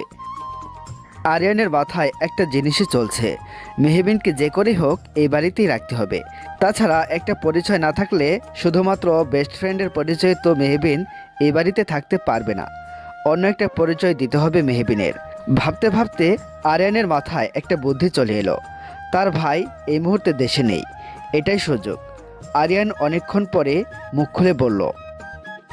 আরিয়ান বলল, মা, তোমার বাড়ির বোমাকে আমি নিয়ে এসেছি, এখন তুমি যা করার করো। আরিয়ানের এরকম বিস্ফোরক মন্তব্যে সবাই কিছুক্ষণ স্থির হয়ে যায়। আরিয়ানের মা বলে উঠলেন, বৌমা মানে? আরিয়ান, তুই এই মেয়েটাকে বিয়ে করেছিস? আরিয়ান দ্রুত পায়ে তার মায়ের কাছে এগিয়ে এসে বলল, মা, তুমিও না? আমি কেন বিয়ে করতে যাব? তোমার কি শুধু একটাই ছেলে? তোমার বড় ছেলে মেহবিন ভাবিকে বিয়ে করে বিদেশ চলে গেছে, তা আবার লুকিয়ে। যদিও আমি হালকা জানতাম তোমার ছেলে এবং মেহবিনের তো অনেক দিনের রিলেশন। মেহবিনকে বিয়ে করে সে লুকিয়ে রাখে বিষয়টা, যাতে আস্তে ধীরে সবাইকে পরে বলতে পারে। কিন্তু তার আগেই তো তুমি রিনার সাথে ভাইয়ার বিয়ে দেওয়ার জন্য উঠে পড়ে লেগেছ। তাই তোমার ছেলে প্রজেক্টের বাহানা দিয়ে বিদেশ পালিয়েছে। এইসব প্রজেক্ট শুধু বাহানা। আরিয়ানের কথা শুনে রিয়া সেখানেই বসে কান্না জুড়ে দিল। তার ভাষ্যমতে আরহাম তার সাথে বিশ্বাসঘাতকতা করেছে, তাকে বিয়ে না করে অন্য একটা মেয়েকে বিয়ে করেছে। মেহবিনের মাথার উপর দিয়ে যেন সব গেল, মাথাটা আবারও চক্কর দিয়ে উঠেছে তার। আরিয়ান বুঝতে পারছে মেহবিন কিছু বলার আগেই তাকে থামাতে হবে, না হলে তার বলার আগেই মেহবিন তার মুখ খুলে ফেলবে। আরিয়ান আবারও বলল, তুমি জানতে পারলে খুশি হবে, ভাবি এবং ভাইয়ের জীবনে ছোট্ট একজন সদস্য আসছে। আরিয়ানের মা বড় বড় চোখ করে বলল, বৌমা পর্যন্ত ঠিক ছিল, আমার ছেলে এতটা ফার্স্ট যে ঘরে নাতনিও আসবে? কি বলছিস রে? আমার তো মাথা ঘোরাচ্ছে। আরহামের বাচ্চা হবে শুনে রিয়া আরও জোরে জোরে ভেবে করে কান্না শুরু করে দিল। আরিয়ান আবারও বলে উঠল, তোমাকে আর কি বলবো মা, ভাবি ঢাকা শহরে তেমন কেউ নেই। ভাবি এখানকার একটা ভার্সিটিতে পড়ে এবং সেখানকার একটা হোস্টেলে থাকে। ভাবি প্রেগনেন্ট শুনে আমি এই বাড়িতে নিয়ে আসি। ভাবি এই অবস্থায় কোথায় যাবে বলো? তার মধ্যে ভাবির সাথে ভাইয়া কোনো কারণে যোগাযোগ বিচ্ছিন্ন হয়ে গেছে। আরিয়ানের মা মেহবিনের কাছে এসে মেহবিনের মায়ের মাথায় হাত বুলিয়ে বলল, আরিয়ান একদম ঠিক করেছে মা, আমার ছেলেটা এতটা বাজে আমি জানতাম না। একবার দেশে ফিরো, তারপর দেখাবো মজা। আমাদের ঘরে নাতি নাতনি আসছে, এখন তো বৌমাকে যত্ন করতে হবে, তাই না? আমার ছেলে তো এমন কাণ্ড করে বসে আছে, তোমায় ঠিক মতো বর্ণ করতে পারলাম না। আচ্ছা, আপাতত তুমি না হয় আরহামের ঘরে যাও। আরিয়ান, তুই বৌমাকে আরহানের ঘরে নিয়ে যা। আরিয়ানের মা মিসেস নিশাত বেশ সরল সোজা মানুষ, তেমন একটা ব্যস্তার মধ্যে নেই। ছেলের বলা ইনে বিনে মিথ্যে কথাও তিনি বিশ্বাস করে ফেললেন। তার ভাষ্যমতে তার ছেলে তো অন্তত তাকে মিথ্যে বলবে না। মেহবিন কিছু বলবে তার আগেই আরিয়ান তার হাত ধরে উপরের ঘরের দিকে নিয়ে যেতে থাকে। রাহেলা বেগম অন্য চিন্তায় মগ্ন হয়। মাইয়াটা বড় ভাই জানে বউ হলে বড় ভাইয়া জানে ছবি দেখা চিন্তা ছিল না কেন? রাহেলা বেগম তার মনের প্রশ্ন মনে রেখে দেয়। আজকাল বড়লোকদের বিশাল বিশাল কারবার। বর্তমানে আরিয়ান শুকনো ঢুক গেলে বলল, দেখো বোন, এইভাবে তাকিয়ে থাকিস না, আমার ভয় লাগে। বেশি ভয় লাগলে আমি মরে যেতে পারি, তারপর তুই দেবর ছাড়া হয়ে যাবি। মেহবিন উঠে দাঁড়িয়ে আরিয়ানের পিঠে কিলঘষি দিতে থাকে। আরিয়ান ব্যথায় মৃদু চিৎকার করে বলে, পারছিস কেন? মেরে ফেলবি নাকি? তোকে মেরে ফেলাই উচিত।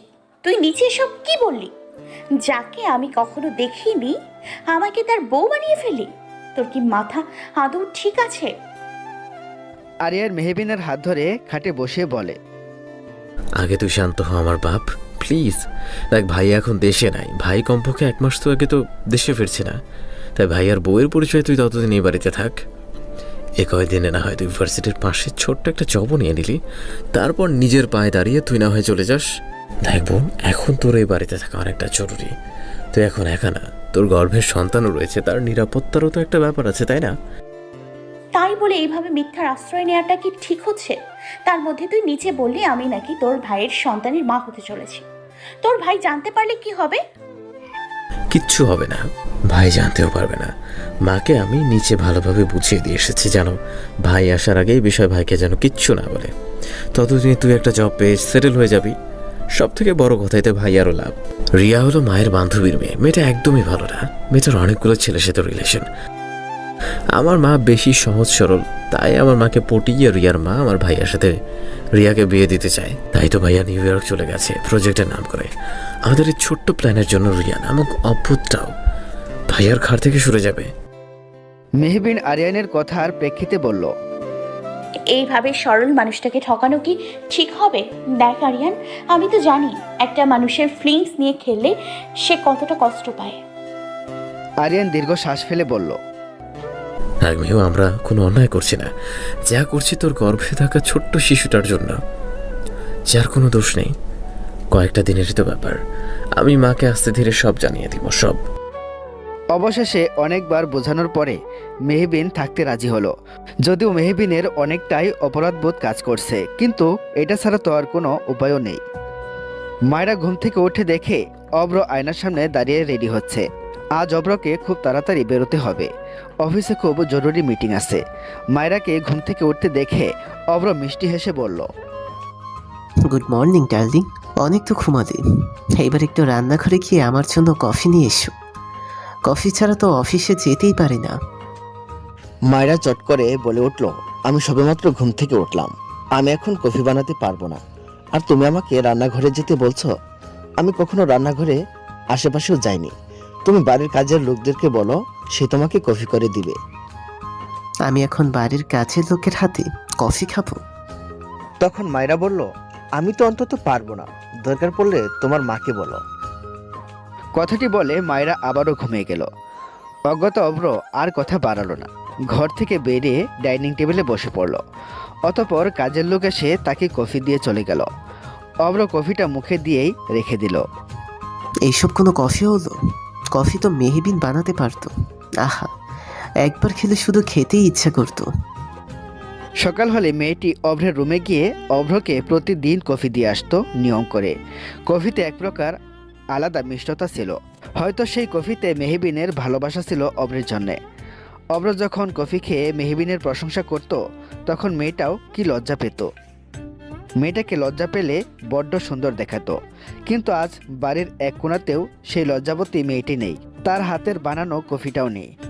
অভ্র আর ভাবতে পারছে না কিছু। সে কফিটা রেখে না খেয়েই অফিসের উদ্দেশ্যে রওনা দিল। নিউ ইয়র্কের একটি বড় বিল্ডিংয়ে দৌড়ে যাচ্ছে তাহসান। আজকে ক্লায়েন্টের সাথে খুবই জরুরি প্রজেক্ট নিয়ে তাদের কোম্পানির মিটিং আছে। মিটিং রুমে পৌঁছে তাহসান শান্তি পেল। আরহাম মিটিংটা অলরেডি শুরু করে দিয়েছে। আরহাম মিটিং শুরু করেছে মানে প্রজেক্টটা সে পেয়ে যাবেই। আরহাম বেশ সময়নিষ্ঠ, সময়ের মধ্যেই সে সব কাজ করতে পছন্দ করে। আরহাম এসআই কোম্পানির একজন আর্কিটেকচার। এসআই কোম্পানির মূল শাখা নিউ ইয়র্কে। আরহাম তাদের দেশের পুরনো সব বাড়ির ডিজাইন নিয়ে ইন্ডিয়ার ক্লায়েন্টের সাথে মিটিং করছে। আরহামের দেওয়া প্রতিটা প্রেজেন্টেশন এবং তার বাচনভঙ্গিগুলো মেয়ে ক্লায়েন্ট সহ সকলের কাছেই বেশ ভালো লাগে। আরহাম তার বক্তব্য শেষ করলে সকলে একসাথে হাততালি দিয়ে উঠে দাঁড়ায়। আরহামের করা প্রজেক্টটি সাকসেসফুল হয়েছে। তাহসানও হাততালি দেয়। অতঃপর একজন ইন্ডিয়ান বাঙালি ক্লায়েন্ট উঠে দাঁড়িয়ে আরহামের সাথে হাত মিলিয়ে বলল, আমি আপনার আজকের প্রেজেন্টেশনে যথেষ্ট মুগ্ধ মিস্টার আরমান হাসান তালুকদার। এই ডিলটা আমি আপনাদের কোম্পানিকে দিতে চাই। বলতে হবে এই কোম্পানিকে এগিয়ে নিয়ে যাওয়ার জন্য আপনার অনেক অবদান আছে। তখনই আরহামের বস বলে উঠলেন, তার বলতে আরহামের মতো একজন দায়িত্ববান আর্কিটেকচারকে পেয়ে আমাদের কোম্পানি যথেষ্ট গর্বিত। আপনি জানলেও খুশি হবেন, আরহাম আমাদের কোম্পানির নেক্সট এমডি হতে চলছে, মিস্টার বিশ্বাস।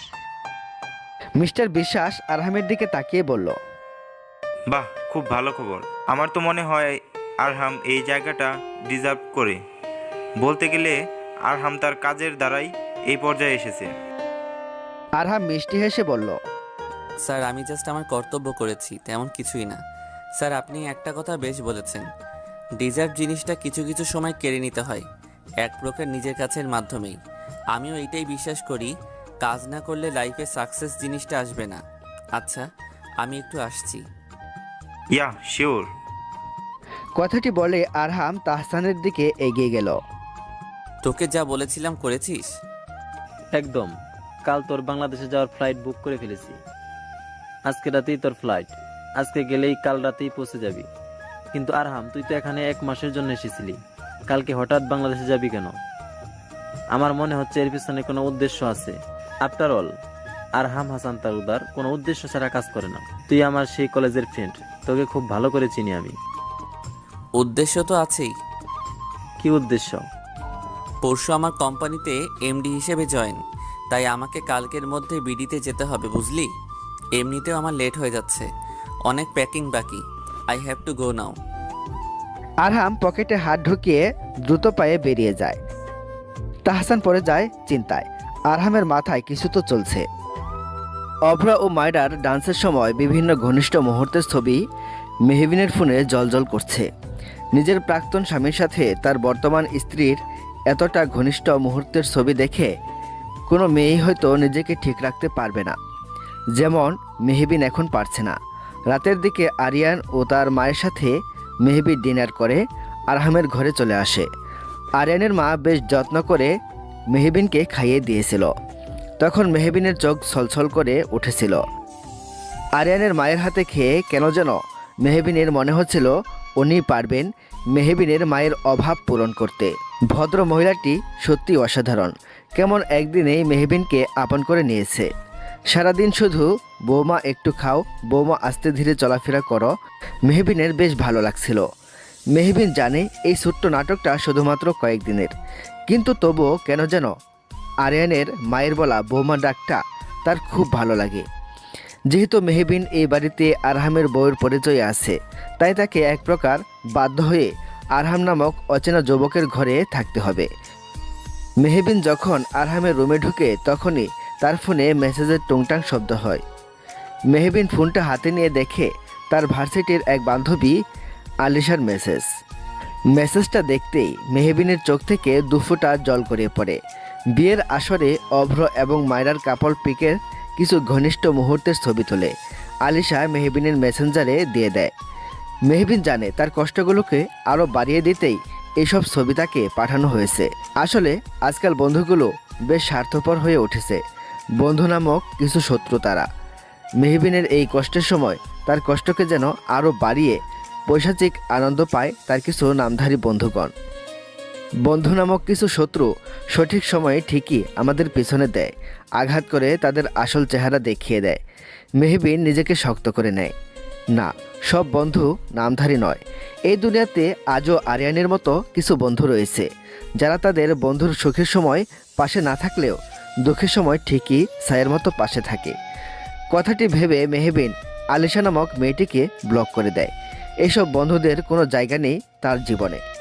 সাথে সাথে দ্রুত তার ফেসবুক অ্যাকাউন্টটি ডিঅ্যাক্টিভ করে দেয়। মেহবিন আনমনেই বলে ওঠে, যেখানে নিজের ভালোবাসার মানুষটাই ঠকায় সেখানে বন্ধুবান্ধব মজা তো নেবেই। মুখোশের আড়ালে থাকা আমাদের অনেক বন্ধু আছে যারা শুধু সঠিক সময়ের অপেক্ষা করে। সেই সময়টুকু চলে এলে তারা তাদের মুখোশ উন্মোচন করে ফেলে, যেমন আজ আলিশা করল। অভ্র এখনও অফিসে বসে ফোনের দিকে নিষ্পলকভাবে তাকিয়ে আছে। মেহবিনের কোনো খবর পাচ্ছে না সে। মেয়েটা কোথায় গেল তা নিয়েও যথেষ্ট চিন্তিত অভ্র, যদিও এই চিন্তার কারণ অভ্র নিজেও জানে না। ফেসবুকে হঠাৎ মেহবিনকে অ্যাক্টিভ থাকতে দেখে এক টুকরো আশার আলো খুঁজে পায় সে, কিন্তু তাও বেশিক্ষণ স্থির থাকে না তার। অ্যাক্টিভ হওয়ার কিছুক্ষণ পরেই মেহবিন তার ফেসবুক অ্যাকাউন্টটি ডিঅ্যাক্টিভ করে দেয়। মেহবিনের সাথে কথা বলে আপাতত সে কোথায় আছে একটু জানতে পারত অভ্র ফেসবুকের মাধ্যমে, কিন্তু সেই মাধ্যমটুকু মেহবিন বন্ধ করে দিল। আশাহত হয়ে অভ্র নিজের বাড়ির পথে হাঁটা দিল। এদিকে মেহবিন ফোনটা রেখে দিয়ে আরহামের ঘরটার দিকে এক পলক তাকায়। ঘরটার বেশিরভাগ অংশেই বিভিন্ন গিটারের কালেকশন। দেখে বোঝা যাচ্ছে আরহাম তার বিশাল ঘরে বিভিন্ন গিটারের কালেকশন করতে বেশ পছন্দ করে। চারপাশে আরহামের বিভিন্ন ছবির সমাগম। তার মধ্যে সবথেকে বেশি নজরকাড়া ছবি হলো মদ্যখানের ছবি, যেই ছবিটি মেহবিন ড্রয়িং রুমেও দেখেছিল। আচ্ছা, লোকটা কার দিকে এত মুগ্ধ নয়নে তাকিয়েছিল? কোনো মেয়ের দিকে হয়তো। যদি কোনো মেয়ে হয় তাহলে সে মেয়ে নিশ্চয়ই খুব ভাগ্যবতী হবে। মেহবিন আনমনেই হেসে ছবিটার দিকে তাকিয়ে বলল, এই যে মিস্টার, আমি সত্যি সরি। এইভাবে আপনার ঘরে মিথ্যে বউয়ের অভিনয়ে আমি থাকছি, বাট প্রমিস কালকে থেকে ইন্টারভিউ দেওয়া শুরু করব আমি। চাকরিটা পেলেই আমি চলে যাব, ততদিন এই অভিনয়টা আমাকে করতেই হবে। বাট বিশ্বাস করুন, আমি আপনার বিছানাতেই ঘুমাবো না। আপনি রাগ করবেন না, হ্যাঁ? মেহবিন কথাটি বলেই নিচের মেঝেতেই ঘুমিয়ে পড়েছে। অভ্র সারাদিন অফিস করে ক্লান্ত শরীর নিয়ে বারান্দায় কফি নিয়ে বসে পড়ে। কফিটা সে আজ নিজের হাতেই বানিয়েছে। তখনই মায়রা নামক রমণী তার গলা জড়িয়ে ধরে বলল, আমার ডার্লিংটা বুঝি এখনো আমার উপর রাগ করে আছে? অভ্র কোনো রকম প্রতিক্রিয়া করল না। সে তো অন্য এক চিন্তায় মগ্ন।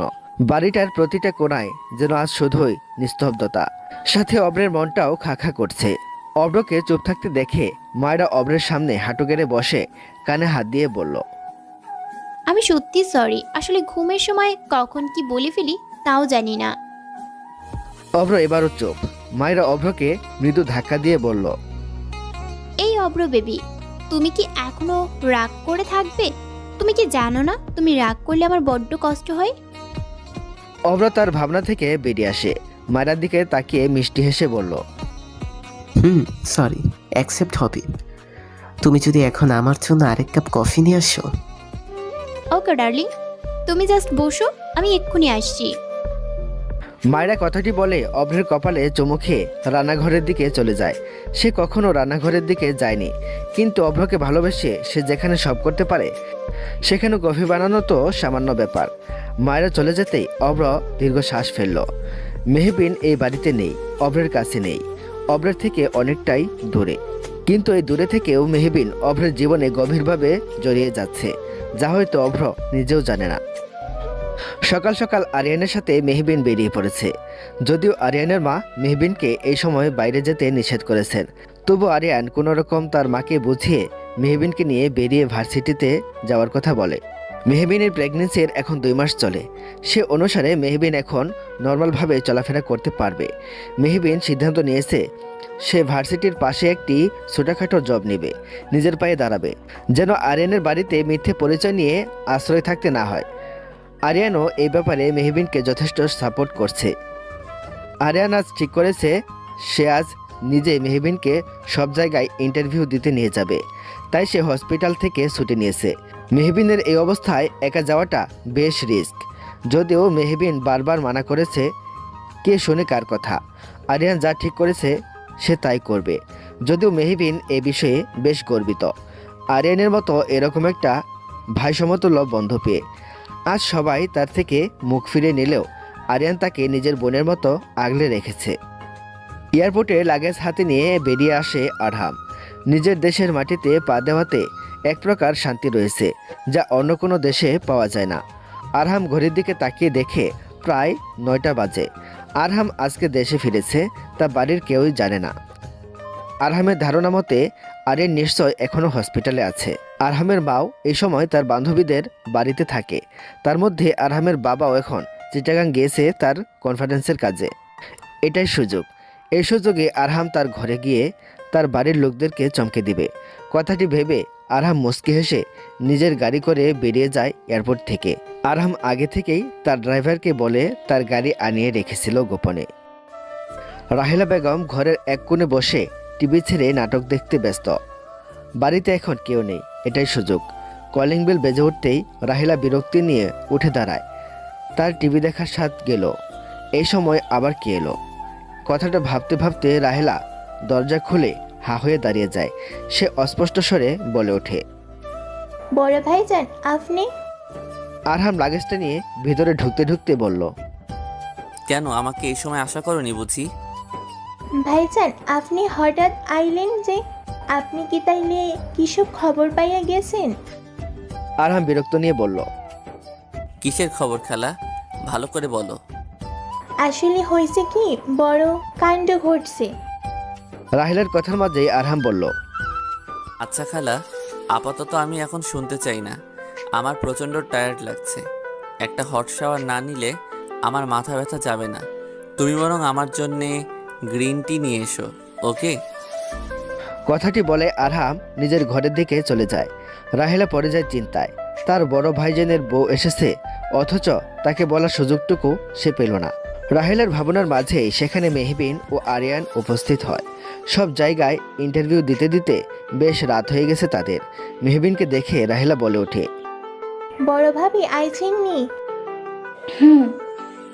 আরিয়ান এবার মেহবিনের দিকে তাকিয়ে বলল, মেহু, ও ভাবি, তুমি বরং গিয়ে ঘরে গিয়ে ফ্রেশ হয়ে এসো। সকলের সামনে আরিয়ান মেহবিনকে তুমি ও ভাবি বলে সম্বোধন করে। মেহবিন সম্মতি জানিয়ে আরহামের ঘরের দিকে যায়। আরিয়ান নিজের ঘরে চলে যায়। রাহেলা চুপ থাকে। বড় ভাইজান কাউকে কিছু না বলে এসেছে, তার মানে হয়তো বাড়ির লোককে চমকে দিতে চায়। বড় ভাবি ভাইজানের ঘরে গেলে হয়তো ভাবিও চমকে যাবে, তাই রাহেলা আরহামের বাড়িতে আসার বিষয়টি লুকিয়ে যায়। এদিকে আরহাম নিজের ঘরে ঢুকে লাগেজটা পাশে রেখে ওয়াশরুমে চলে যায়। কোনো দিকে এখন তার খেয়াল নেই, প্রচণ্ড টায়ার্ড সে। আরহাম ওয়াশরুমে ঢুকে দরজা বন্ধ করে দেয়। অতঃপর সেখানে মেহবিন চলে আসে। সারাদিন এখানে সেখানে ইন্টারভিউ দিতে দিতে সেও আজ বড্ড টায়ার্ড। সে ব্যাগটা বিছানায় রেখে আয়নার সামনে দাঁড়িয়ে নিজের মাথার হিজাবটা খুলতে শুরু করে দেয়। কোনো রকম তোয়ালে পেঁচিয়ে আরহাম ওয়াশরুম থেকে বেরিয়ে নিজের ঘরে অপরিচিত মেয়েকে দেখে চমকে ওঠে। খালি গায়ে একটি পুরুষকে বেরোতে দেখে মেহবিন চিৎকার করে ওঠে। মেহবিনের এমন চিৎকারে আরহাম ভরকে ওঠে। আরহাম ধরা গলায় বলল, এই মেয়ে, কে আপনি? আমার ঘরে দাঁড়িয়ে আছেন কেন? চিৎকার থামান। যেহেতু মেহবিন আরহামের ছবি অনেকবারই দেখেছে, তাই সে দ্রুততার সাথে চিনে ফেলল আরহামকে। তার ঘরে হুট করে আগত হওয়া ব্যক্তিটি আর কেউ নয়, আরিয়ানের ভাই আরহাম হাসান তালুকদার, যার মিথ্যে বউয়ের পরিচয়ে সে এখানে আছে। মেহবিনের ভয়ে গলা শুকিয়ে আসছে। আরিয়ানের কথা অনুযায়ী লোকটার তো 1 মাস পরে আসার কথা। লোকটা আজকে কেন এলো? নানা প্রশ্ন মেহবিনের মাথায় ঘুরপাক খাচ্ছে। আরহাম এবার মেহবিনের দিকে এগিয়ে এসে বাস খাই গলায় বলল, এই মেয়ে, আপনি কি আমার কথা শুনতে পান না? বোবা নাকি? কানে শুনতে পান না? আপনার পরিচয়টা কি জানতে পারি? মেহবিন এক পলক আরহামের দিকে হাত দিয়ে নিজের চোখ জোড়া বন্ধ করে ফেলে। তার কেমন যেন লজ্জা লাগছে। আরহামের চুল থেকে টুপটুপ করে পানি গড়িয়ে পড়ছে তার ফর্সা সুঠাম দেহে, যা খুবই স্পষ্টভাবে দেখা যাচ্ছে। এভাবে একটি ছেলেকে খালি গায়ে দেখে মেহবিনের বেশ লজ্জা লাগছে। আরহাম ভ্রুকুসকে বলল, এই মেয়ে, চোখ বন্ধ করলেন কেন? ওপেন ইওর আইস। আগে আমার প্রশ্নের উত্তরগুলো দিন বলছি। মেহবিন নিজের আখিজোড়া বন্ধ করেই বলল, আমি কি আপনার মতো বেশরম নাকি? কিভাবে একটা অপরিচিত মেয়ের সামনে খালি গায়ে দাঁড়িয়ে আছেন? এই মেয়ে, আপনি কাকে বেশরম বলছেন? How dare you bitch! আপনি প্রথমত আমার বেডরুমে এসে আমারই ঘরে নক না করে বেশরমের মতো দাঁড়িয়ে আছেন, আর আমাকে বেশরম বলছেন? আরহাম মেহবিনের চোখ থেকে হাত সরিয়ে প্রশ্ন করল, আমার দিকে তাকান এবং বলুন কে আপনি। আপনারও আসল পরিচয় কি? আমি ভুল না হলে আপনি কোনো মেয়েরূপীর চোর নয় তো? মেহবিনের এবার ধৈর্যের বাঁধ ভেঙে যাচ্ছে। শেষমেশ এই বেশরম লোকটা চুরোপাধি দিয়ে দিল। মেহবিনের বর্তমানে সবথেকে বেশি রাগ উঠেছে আরিয়ানের উপর। আরিয়ান আর কাউকে পেল না, এরকম বেশরম একটা লোকের মিথ্যে বউ তাকে বানিয়ে দিল। আরহাম এবার মেহবিনের হাত ধরে নিজের কাছে এনে বলল, hey stupid girl, answer me, damn it! Mehbin আর কিছু না ভেবে আরহামের হাতে কামড় বসিয়ে দেয়। আরহাম ব্যথায় আওয়াজ করে উঠলে মেহবিন দৌড়ে রুম থেকে বেরিয়ে যায়। আরহাম রাগে চিল্লিয়ে বলে, স্টুপিড গার্ল! আরহাম মেহবিনের পিছনে দৌড়াতে গিয়েও দৌড়ায় না, বরং আরহাম পুনরায় আবারও ওয়াশরুমে চলে যায়। এই মেয়েকে সে দেখে নিবে, তার হাতে কামড় দেওয়ার উচিত শিক্ষা দিবে সে। আরহামের ঘর থেকে মেহবিন দৌড়ে আরিয়ানের ঘরে চলে গেল। উপর থেকে সবকিছু দেখতে লাগলেন রাহেলা। বড় ভাইজানি দেখা কি ভাবি এতটাই চমকাই গেছে যে সোজা দৌড়াদৌড়ি শুরু করে দিছে। আরিয়ান নিজের ঘরে বসে ফেসবুকিং করছিল। তখনই পিছন থেকে মেহবিন ধাক্কা দিয়ে আরিয়ানকে এক প্রকার খাট থেকেই ফেলে দেয়। আরিয়ান মেঝেতে বসে ব্যথায় কুকড়ে গিয়ে বলল, তোর আবার কি হলো বোন? এই রাতে তোর ধাক্কা ধাক্কি খেলতে মন চাইলো নাকি? এবার সব থেকে বড় ধাক্কা তো তুই পাবি। তুই জানিস কি হয়েছে? কি হয়েছে? তোর বেশরম বড় ভাই বিদেশ থেকে ফিরে এসছে। কি বললি? ঠিক বুঝলাম না। বললাম আব্রাহাম হাসান তালুকদার দেশে ফিরে এসেছেন। বর্তমানে সে এখন তার রুমে। আরিয়ান যেন কথাটি শুনে এক প্রকার থম মেরে রইল। তারপর শুকনো ঢোক গিলে বলল, আরে ভাই, সব আমার মাথার উপর দিয়ে যাচ্ছে, একটু ভালো করে বল। মেহবিন বসে আরিয়ানকে সব খুলে বলল। সব শুনে আরিয়ানের মাথায় হাত। আরিয়ান অসহায় দৃষ্টিতে তাকিয়ে বলল, এখন কি করব? সেইটা আমি কি করে জানবো? হ্যাঁ তাও কথা, কিন্তু আমি কি করে বুঝবো বল? ভাইয়া যে 1 মাসের আগে এত তাড়াতাড়ি চলে আসবে কে জানতো? আরহাম একটা সাদা শার্ট আর ট্রাউজার পরে নিজের রুম থেকে বেরিয়ে পড়ে।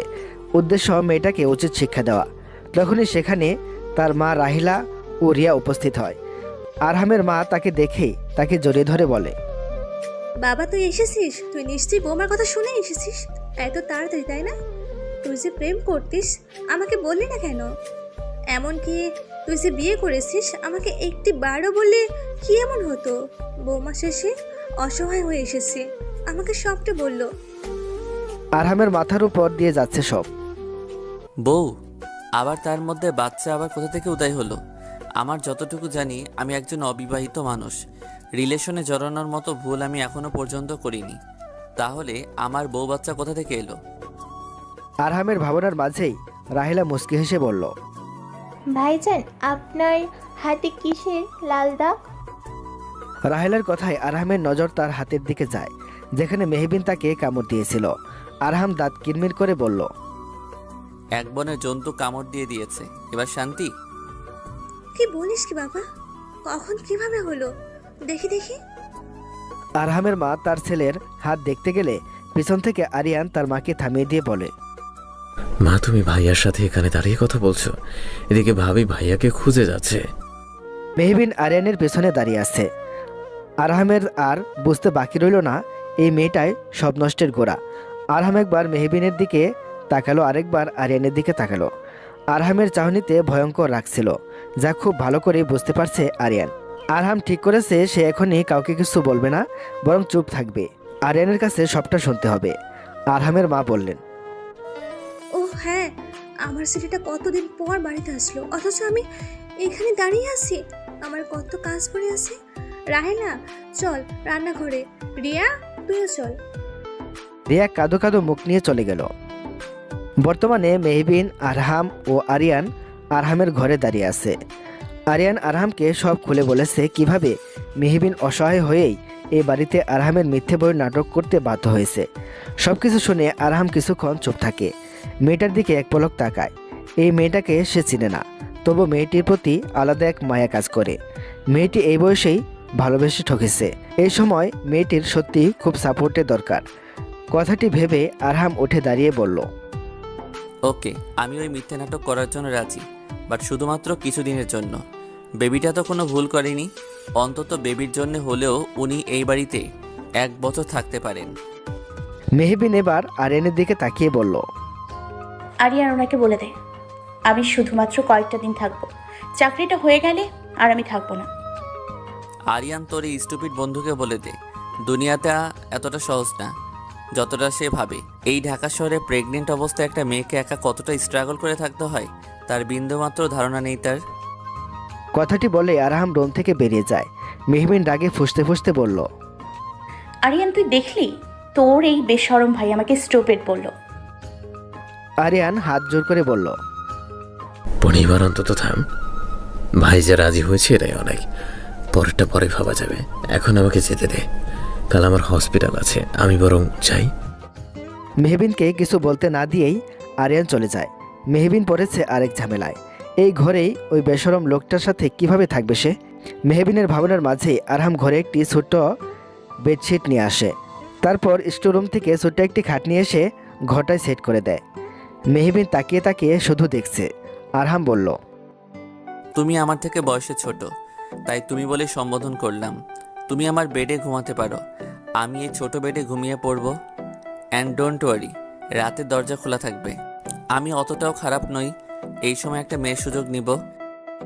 আরহামের কথা শুনে নিজের অজান্তেই মেহবিন খানিকটা শান্তি পায়। লোকটাও আরিয়ানের মতো ভালো। হয়তো মেহবিনের এই দুঃখের কথা শুনেই তাকে আশ্রয়টুকু দিয়েছে তার রুমে। মেহবিন মনে মনে সিদ্ধান্ত নিল সে খুব দ্রুতই চলে যাবে এই বাড়ি থেকে। আরহাম মেহবিনের সামনে তুড়ি বাজায়। মেহবিন চমকে ওঠে। এই মেয়ে সারাদিন এত কি ভাবো? আমার একটা নাম আছে। ও হ্যাঁ, এরেবিন নাকি নাম যেন? আমার নাম মেহবিন। মুখ বেঁকিয়ে বলল মেহবিন। আরহাম ডোন্ট কেয়ার ভাব নিয়ে বলল, সে যাই হোক, আমার কোনো ইন্টারেস্ট নেই। আর শোনো, এই আরহাম হাসান তালুকদার কারো সাথে নিজের রুম শেয়ার করে না। আমি জাস্ট তোমার বেবির জন্য স্যাক্রিফাইস করছি, অন্য কিছু না। ওকে? আরহাম সোফায় বসে ফোন টিপতে শুরু করলো। মেহবিন মুখ বেঁকিয়ে ভাবতে লাগলো, ইস আসছে। বেশরম লোক যেন মেহবিন তার জন্য কত কিছু ভেবে রাখে। সত্যি লোকটাকে মেহবিনের পুরাই আজব লাগে। সকাল সকাল অব্র ব্রেকফাস্ট করার জন্য বসে পড়ে। অব্রের মা নিজের হাতে ছেলের জন্য রান্না করে নিয়ে আসে। অব্র তার মাকে বলে, মা, মায়েরা তো আছি, তুমি হঠাৎ করতে গেলে কেন? মায়েরা এখন নতুন বউ, ওকে দিয়ে এখন কিছু করানো চায় নাকি? তাছাড়া মায়েরার বাবা বেশ ভালো মানুষ, কাজের মানুষ রেখেছে বাড়ির জন্য। অব্র আর কিছু না ভেবে পুনরায় ব্রেকফাস্ট খাওয়ায় মনোযোগ দিল। মায়েরা ছোট একটা স্কার্ট পরে অব্রের কাছে এসে বলল, অব্র, আমি রেডি, তুমি আমাকে ভার্সিটিতে নিয়ে যাবে না? তুমি এসব ড্রেস পরে বের হবে? অব্রের প্রশ্নে মায়েরা বলল, কেন, কোনো সমস্যা? বিয়ের আগে তো এসব ড্রেসই পরতাম। হ্যাঁ অব্র, মেয়েটা পড়ছে, পড়ুক না। অব্র তার মায়ের কথা শুনে চুপ হয়ে যায়।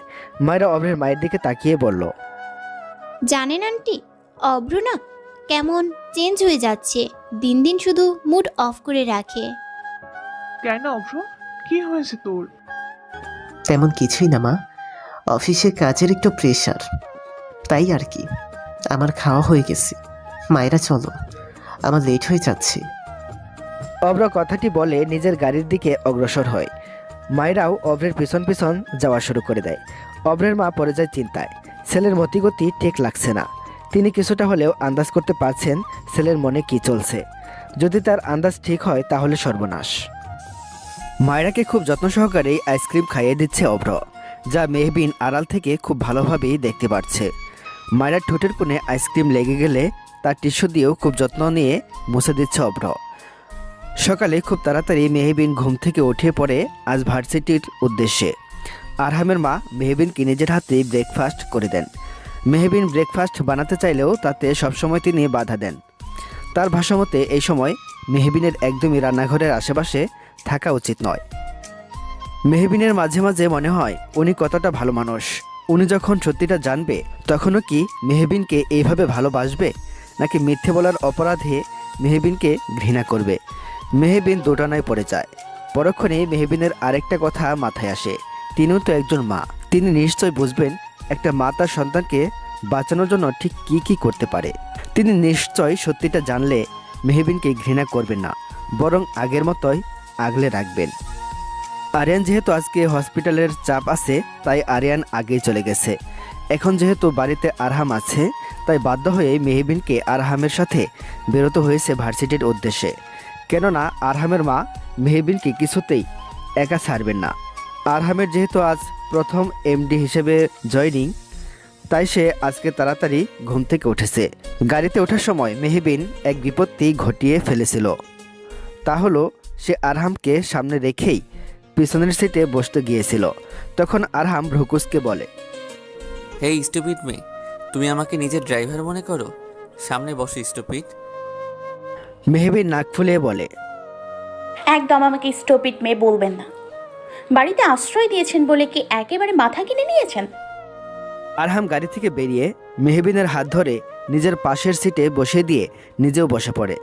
মেহবিনকে কিছু বলার সুযোগ না দিয়েই যুবক নিজের ভ্রু খানিকটা আরও কুঁচকে বলল, দেখো মেয়ে, আজকে আমার কাছে একটা ইম্পর্টেন্ট দিন। সকাল সকাল তোমার সাথে ঝগড়া করে সেই মুডটা নষ্ট করতে চাইছি না, তাই তুমিও একদম চুপ হয়ে যাও, বেশি বকবক করবে না। আরহাম কথাটি বলে গাড়ি চালু করে দিল। মেহবিন নাক ফুলিয়ে বসে থাকে। আরহাম তা গাড়ির মিরর দিয়েই ঠিকই দেখেছিল। মেহবিনকে এভাবে নাক ফোলাতে দেখে আরহাম আলতো হাসে, যা মেহবিনের চোখে ঠিকই পড়েছে। লোকটার নাকের মাঝ বরাবর একেবারে ছোট্ট তিল আছে একটি, যা শুধুমাত্র হাসলেই গাঢ় হয়ে ওঠে। আরহামকে তখন আরও ভালো লাগে দেখতে। মেহবিন মুখ ঘুরিয়ে বিড়বিড় করে আরহামকে বকতে লাগলো। ভার্সিটির কাছে আসতেই মেহবিন দ্রুত নেমে যায়। দ্রুত নেমে যাওয়ার কারণে মেহবিন একটু হলেই পড়ে যেত, কিন্তু আরহাম দ্রুত মেহবিনের হাত ধরে ফেলে। আরহাম তখন রাগান্বিত সুরে বলে, এই মেয়ে, দেখে শুনে চলতে পারো না? একটুর জন্য হলেই তো পড়ে যেতে। মেহবিন বিড়বিড় করে বলে, এই লোকটার মুখ এত তেতো কেন? সারাদিন শুধু বকে। এই মেয়ে, কি এত বিড়বিড় করছো? কিছু হয় না। দেখে শুনে চলাফেরা করবে স্টুপিড মেয়ে একটা। আরহামের কথার বিপরীতে মেহবিন কথা শোনাতে চেয়েছিল, কিন্তু তার আগে আরহাম গাড়ি নিয়ে চলে যায়। চলে যাওয়ার আগে ভালো করে বলে যায় যেন সে আসার আগে একা না যায়। মেহবিন শুধু মুখ বেঁকায়। একদিন এই লোকটা আমার উপর হুকুম জারি করা শুরু করে দিয়েছে। নিজেকে কিভাবে কে জানে? আমি কিছুতে বেশরম লোকটার কথা শুনবো না। কথায় কথায় শুধু স্টুপিড বলে। মেহবিন কথাটি ভেবে ভার্সিটিতে পা রাখতে গেলেই তার চোখে পড়ে যায় অভ্র ও মায়রার সেই আইসক্রিম খাওয়ার দৃশ্য। মায়রা বিদেশ থেকে এসে মেহবিনের ভার্সিটিতেই ভর্তি হয়। মেহবিনের 2 বার সিনিয়র মায়রা। আজকে মায়রা অভ্রের সাথে ভার্সিটিতে আসার সময় মায়রা অভ্রের কাছে আবদার করে বসে সে আজকে আইসক্রিম খাবে। যদিও অভ্রের কোনো ইচ্ছে ছিল না, তবু মায়রার জন্য ভার্সিটির পাশে একটি আইসক্রিম পার্লারে মায়রাকে নিয়ে গিয়ে নিজের হাতে আইসক্রিম খাইয়ে দেয়। মায়রার বান্ধবীরা তো এই দৃশ্য দেখে হাসতে হাসতে বলে। মায়রা লজ্জা পায় তাদের কথা শুনে। অভ্র চুপ থাকে। কোথাও না কোথাও এসব কিছুর সাথেই মেহবিন জড়িয়ে আছে। অভ্রের মধ্যে একটা তুমিহিনা নামক শূন্যতা কাজ করছে। কই তার ভালোবাসা মায়রা তো তার খুব কাছেই আছে, তবু কেন এত শূন্যতা কাজ করছে তার? মেহবিনের এই দৃশ্য দেখে পুরনো স্মৃতি মনে পড়ে যায়। অভ্রের ভ্যালেনা আইসক্রিম খুব পছন্দ ছিল, তাই মেহবিন ইউটিউব দেখে ভ্যালেনা আইসক্রিম বানানো শিখে নিয়েছিল। অভ্রকে সে নিজ হাতেই আইসক্রিম খাইয়ে দিত। তখন অভ্রেরও বাচ্চাদের মতো মুখে আইসক্রিম লেগে থাকতো। তখন মেহবিন হাসতে হাসতে অভ্রের মুখে লেগে থাকা আইসক্রিম খুব যত্নের সাথে মুছে দিত। আচ্ছা, অভ্রেরও কি এসব স্মৃতি মনে পড়ে? হয়তো একটুও না।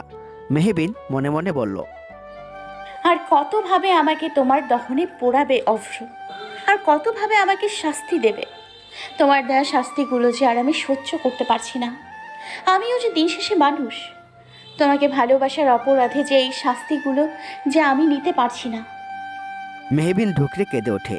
পরক্ষণে সে তার সন্তানের কথা ভেবে নিজেকে সামলিয়ে নেয়। সে আনমনে বিড়বিড় করে বলে, এই যে আমার বেবি, তুমি কিন্তু একদম ভাববে না তোমার মা দুর্বল। সে সকল অবস্থায় নিজেকে শক্ত রাখবে, অন্তত তোমার জন্য হলেও। মেহবিন কথাটি বলে উল্টো রাস্তায় হাঁটা ধরে। আজকে সে ঠিক করেছে আজকে কিছুক্ষণ হাঁটবে। আজ আর সে ক্লাস করবে না। প্রেগনেন্ট অবস্থায় হাঁটাহাঁটি করলে তার এবং বেবির দুজনেরই ভালো হবে। মেহবিন এখন এই মুহূর্তে অভ্র নামক প্রতারককে নিয়ে ভাবতে চায় না এবং তার সমস্ত চিন্তা ভাবনা তার সন্তানকে ঘিরে। আরহাম অফিসে ফর্মাল ড্রেস আপের সাথে প্রবেশ করে। আরহামের ড্রেসিং চেঞ্জ বরাবরই খুব ভালো। তার সাথে সাথে হালকা নেভি ব্লু ব্লেজারটা বড্ড মানিয়েছে।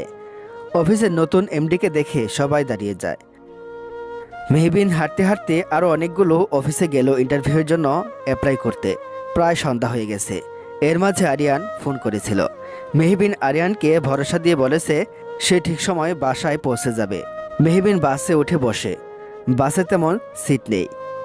মেহবিন পিছনের দিকে এগিয়ে একটা সিটে বসে পড়ে। সেখানে একজন বয়স্ক লোক বসেছিল। সে ভিন্নভাবে মেহবিনের দিকে কুনজর দিচ্ছিল, যা মেহবিন খুব ভালো করেই বুঝতে পেরেছিল। যেহেতু লোকটা মেহবিনের পাশে বসেছিল, সুতরাং মেহবিনের অস্বস্তি অনেকটাই প্রখর হয়ে উঠেছিল। তখনই সেখানে পুরুষ কণ্ঠে কেউ বলে ওঠে, এক্সকিউজ মি, মিস্টার বুড়ো আঙ্কেল, আপনার সিট সামনে, অথচ আপনি পিছনে বসে আছেন। কাইন্ডলি আপনি সামনে যাবেন। পরিচিত কণ্ঠ শুনে মেহবিন তাকে দেখে আরহাম নিজের ব্লেজারটা কাঁধে ঝুলিয়ে বাসে দাঁড়িয়ে আছে তীক্ষ্ণ দৃষ্টি নিয়ে। দেখেই বোঝা যাচ্ছে সে কিছুটা ক্লান্ত, তার সাথে কিছুটা রেগেও আছে, কিন্তু ঠিক কারোর উপর রেগে আছে তা বোঝা যাচ্ছে না। মেহবিনের উপর নাকি বয়স্ক লোকটার উপর। বয়স্ক লোকটা নোংরা হাসি দিয়ে বলে, না বাবা, আমার সমস্যা নেই, আমি এখানে ঠিক আছি। আরহাম দাঁত বিড়বিড় করে বয়স্ক লোকটার দিকে তাকিয়ে ঝুঁকে বলে, সমস্যা না হওয়ারই কথা। যুবতী মেয়ে পাশে থাকলে সমস্যা তো থাকবেই না। কবরে এক পা গেছে, তাও মেয়েদের দিকে বাজে নজরে তাকাতে লজ্জা করে না? আপনাদের মতো কিছু মানুষের জন্যই আজ মেয়েরা কোথাও একটু স্বাধীনভাবে চলাফেরা করতে পারে না। আপনার পাশে বসে থাকা মেয়েটিও কিন্তু সম্পূর্ণ বোরকা পরে বসে আছে, তবুও বোরকা পরেও আপনার বাজে নজর থেকে সে নিজেকে হেফাজত করতে পারছে না। আপনারা ঠিক কবে ভালো হবেন? Speak out. শেষের কথাগুলো আরহাম কিছুটা চিৎকার নিয়েই বলে, যার কারণে বয়স্ক লোকটি এক প্রকার লজ্জা নিয়েই বাস থেকে নেমে যায়। আরহাম রাগ করতে করতে মেহবিনের পাশে বসে বলে, কালকে রাতে তোমার ঢাকায় একা থাকার ব্যাপারে কেন মানা করেছিলাম জানো? কেননা আমাদের দেশটাই এমন হয়ে গেছে, এখানে বয়স্ক লোকদের কাছেও মেয়েরা নিরাপদ নয়, সারাক্ষণ শুধু মেয়েদের উপর বাজে নজর। মেহবিন চুপ হয়ে যায়। তার এরকম অভিজ্ঞতা রয়েছে, অন্তত আশিক নামক ভয়ঙ্কর পুরুষের থেকে সে এইটুকু অভিজ্ঞতা অর্জন করেছে। আজকে সত্যি আরহাম সঠিক সময় এসে মেহবিনকে এক প্রকার বাঁচিয়ে দিয়েছে। আরহামের জন্য মেহবিনের মনে শ্রদ্ধা জায়গা করে নিল। মেহবিন এক পলক আরহামের দিকে তাকায়। কানে হেডফোন লাগিয়ে সে গান শুনতে ব্যস্ত, হয়তো নিজের রাগটুকু দমন করার প্রচেষ্টা। মেহবিন পরম নিশ্চিন্ত হয়ে ঘুমিয়ে পড়ে। বাসে এলেই তার ঘুম পায়। মেহবিন এটুকু জানে সে আরহামের কাছে নিরাপদই থাকবে। গান শুনতে শুনতে আরহাম খেয়াল করে মেহবিন ঘুমাতে ঘুমাতে ঝিমুচ্ছে, যার কারণে তার মাথা বারবার জানালার কাছে বাড়ি খাচ্ছে। স্টুপিড মেয়ে একটা, ঠিক মতো ঘুমাতেও পারে না। কথাটি বলে আরহাম মেহবিনের মাথা তার কাঁধে রাখে, যেন মেহবিন ব্যথা না পায়। আরহাম মেহবিনের দিকে এক পলক তাকায়। ঘুমন্ত অবস্থায় মেয়েটিকে কতটা নিষ্পাপ লাগে। আরহাম তার দৃষ্টি সরিয়ে আবারও ফোন টিপতে ব্যস্ত হয়ে পড়ে। মেহবিন ঘুমের ঘরে আরহামের শার্ট আঁকড়ে ধরে। আরহাম তা বুঝতে পেরে মেহবিনের দিকে তাকায়। মেয়েটা কেমন যেন আষ্টেপৃষ্ঠে তার শার্টটা আঁকড়ে ধরে ঘুমাচ্ছে। আরহাম একবার ভাবছে সে কি মেহবিনকে ঘুম থেকে ডেকে তুলবে। এমনভাবে শার্টটা চেপে ধরে আছে, মনে হচ্ছে এখনই ছেড়ে যাবে। স্টুপিড মেয়েটা এখন জেগে থাকলে আরহাম তাকে আচ্ছা বকুনি দিত। আরহাম একবার ভাবলো মেহবিনকে জাগাবে, কিন্তু না, সে তা করে না। বরং মেয়েটার ঘুমন্ত মুখের দিকে তাকিয়ে থাকে কিছুক্ষণ। মেয়েটাকে দেখেই মনে হয় কত রাত সে ঘুমায়নি। মেয়েটার চোখের নিচে কালি পড়ে গেছে, হয়তো অতিরিক্ত কান্না এবং না ঘুমানোর জন্য। আজ যদি আরহামের সংস্পর্শে এসে একটু শান্তির ঘুম দিতে পারে, মন্দ হবে না ব্যাপারটা। আরহাম আনমনেই ভাবল, আচ্ছা, ভালোবাসায় এত বেদনা থাকে কেন? বর্তমানে কিছু মানুষ ভালোবাসায় এখন সুখ খুঁজতে গিয়ে অসুখী হয়ে ওঠে। মেহবিনও তার মধ্যে একজন। ভালোবাসায় সুখ ধরা দেয় তখনই যখন সঠিক মানুষটাকে ভালোবাসা যায়। মেহবিন মেয়েটা বড্ড সরল, তাই তার ভালোবাসাকে নিয়ে খেলা করা হয়েছে। আরহাম দীর্ঘ শ্বাস ফেলল। জ্যাম ছেড়েছে, জ্যামে বসে আছে তো আছেই, নড়ার নাম নেই। ঢাকা শহর বলে কথা, জ্যাম তো সামান্য ব্যাপার। আরহামের রাগে মাথা বিগড়ে যাচ্ছে। আজ সারাদিন অফিস শেষে অফিসের বাইরে এসে গাড়ি স্টার্ট দিতে গিয়ে দেখে গাড়িটা নষ্ট হয়ে গেছে। তাই আরহাম ঠিক করেছিল বাসে করে বাসায় যাবে। বাসের ভিতরে এসেই মেহবিনের সাথে দেখা হয়। বলতে গেলে আজ সঠিক সময়ে আরহাম এসেছে। আজ বোধহয় আরহামের ভাগ্যটাই খারাপ। আজকে গাড়িটা নষ্ট হলো, তার মধ্যে জ্যামটাও ছুটছে না। এতক্ষণ বাসে বসে থাকতে থাকতে আরহামের এক প্রকার দম বন্ধ হয়ে আসছে। কিন্তু মেহবিন নামক রমণী দিব্যি এই দম বন্ধ করা পরিবেশে ঘুমিয়ে যাচ্ছে, যাকে বলে একেবারে নিশ্চিন্তের ঘুম। আরহাম বিরক্তির শব্দ মুখ থেকে বের করে বলল, এত গরমে কিভাবে ঘুমাচ্ছে? স্টুপিড মেয়েটা তরতর করে ঘামছেও, তবু ঘামছে না এর স্ট্রেন্থ। মেহবিন একটি সবুজ রঙের বোরখা পরে আছে, মাথায় হিজাব দিয়ে রেখেছে। মেহবিনের ঘামার্ত মুখশ্রীটা শুধু দেখা যাচ্ছে। আরহাম তার পকেট থেকে টিস্যু বের করে মেহবিনের কপালের ঘামটুকু মুছে দেয়। বাড়িতে তো মেহবিন নামক রমণীর স্বামীর পরিচয়ে থাকতে হচ্ছে, এখন বাহিরেও তা হচ্ছে। আরহামের এখন বড্ড চিন্তা হচ্ছে তার জীবন নিয়ে। সারা জীবন অবিবাহিত হওয়ার পণ করে এখন বিবাহিত হিসেবে নিজেকে প্রকাশ করতে হচ্ছে, তাও আবার মিথ্যে বিয়ের। কীরকম ভবিষ্যৎ হবে এই মিথ্যে বিয়ের? দীর্ঘ জ্যাম সমাপ্তি ঘটিয়ে বাস আবারও তার আপন মনে চলতে শুরু করলো। অব্র অফিসের কাজগুলো শেষ করে অফিসের সাথে অ্যাটাচ করা তার রেস্ট রুমে গিয়ে বেডে শুয়ে পড়ে। আজকাল বাড়িতে যেতে তার ইচ্ছেও করে না। কারণটা একটু একটু হলেও অব্র বুঝতে পারে। বাড়িটার প্রতিটা কোণায় মেহবিনের স্মৃতি জড়িয়ে আছে। মেয়েটা এই বিরাট ঢাকা শহরে একা একা কোথায় গেছে তা অভ্র জানে না। এই 11 মাস মেহবিনের সাথে ভালোবাসার মিথ্যে অভিনয়ের পরে অভ্র এটুকু জানে তার একটি মায়া পড়ে গেছে মেহ নামক সরল সোজা রমণীর জন্য। অভ্র উত্তেজিত গলায় বলল, একবার শুধু দেখা দে মেহু, আমি সব বলতে চাই তোকে। বিশ্বাস কর, আমি নিজেও কখনো বুঝতে পারিনি এই 11টা মাস ভালোবাসার মিথ্যে অভিনয়ের পর তোর মায়ায় নিজেকে জড়িয়ে ফেলবো। এই মায়াকে আমি কি নাম দেব বল? শুধু এইটুকু বলতে চাই, আমার যদি শান্তি থাকতো তাহলে করতাম না মিথ্যে ভালোবাসার অভিনয়। অভ্র বিছানায় গা এলিয়ে দেয়। তার ফোনটা বেজে ওঠে। অভ্র জানে মায়রা তাকে ফোন করেছে, কিন্তু আপাতত অভ্রের মায়রার সাথে কোনো প্রকার কথা বলার ইচ্ছে নেই, তাই অভ্র ফোনটা কেটে দেয়। মায়রা পুনরায় ফোন করে। অভ্র বিরক্তি হয়েই ফোনটা কেটে দেয়। আজ সে বাড়িতেও যাবে না, অফিসে কাটিয়ে দিবে রাতটা। অভ্র এভাবে ফোন কেটে দেওয়ায় মায়রা নামক রমণীর অভিমান হয় প্রচণ্ড, যাকে বলে বেশ ভালো রকমের অভিমান। আচ্ছা, তার স্বামীটা কি বোঝে না? মায়রা চিন্তা হয় তার স্বামীর জন্য। মায়রা অভিমানী হয়ে নিজের ঘরে গিয়ে শুয়ে পড়ে। আজকে আসুক অভ্র, কথা বলবে না সে তার সাথে। এই যে স্টুপিড মেয়ে একটা, কত ঘুমাবে তুমি? বাস স্ট্যান্ডে চলে এলাম আমরা, এখনো ঘুম শেষ হয় না? ঘুম থেকে উঠো ফার্স্ট। কারো ককর্ষ কণ্ঠ শুনে ধরফর করে ওঠে মেহবিন।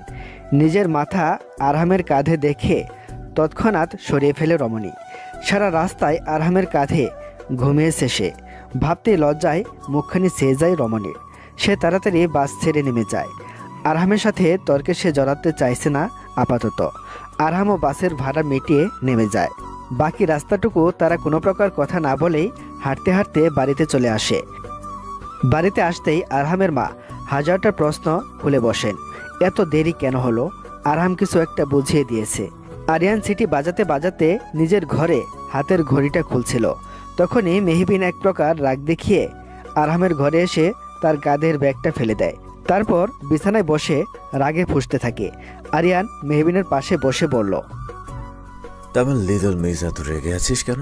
আজকের দিনটা কেমন কাটলো তোর হাব্বি? থুরি নকল হাব্বির সাথে।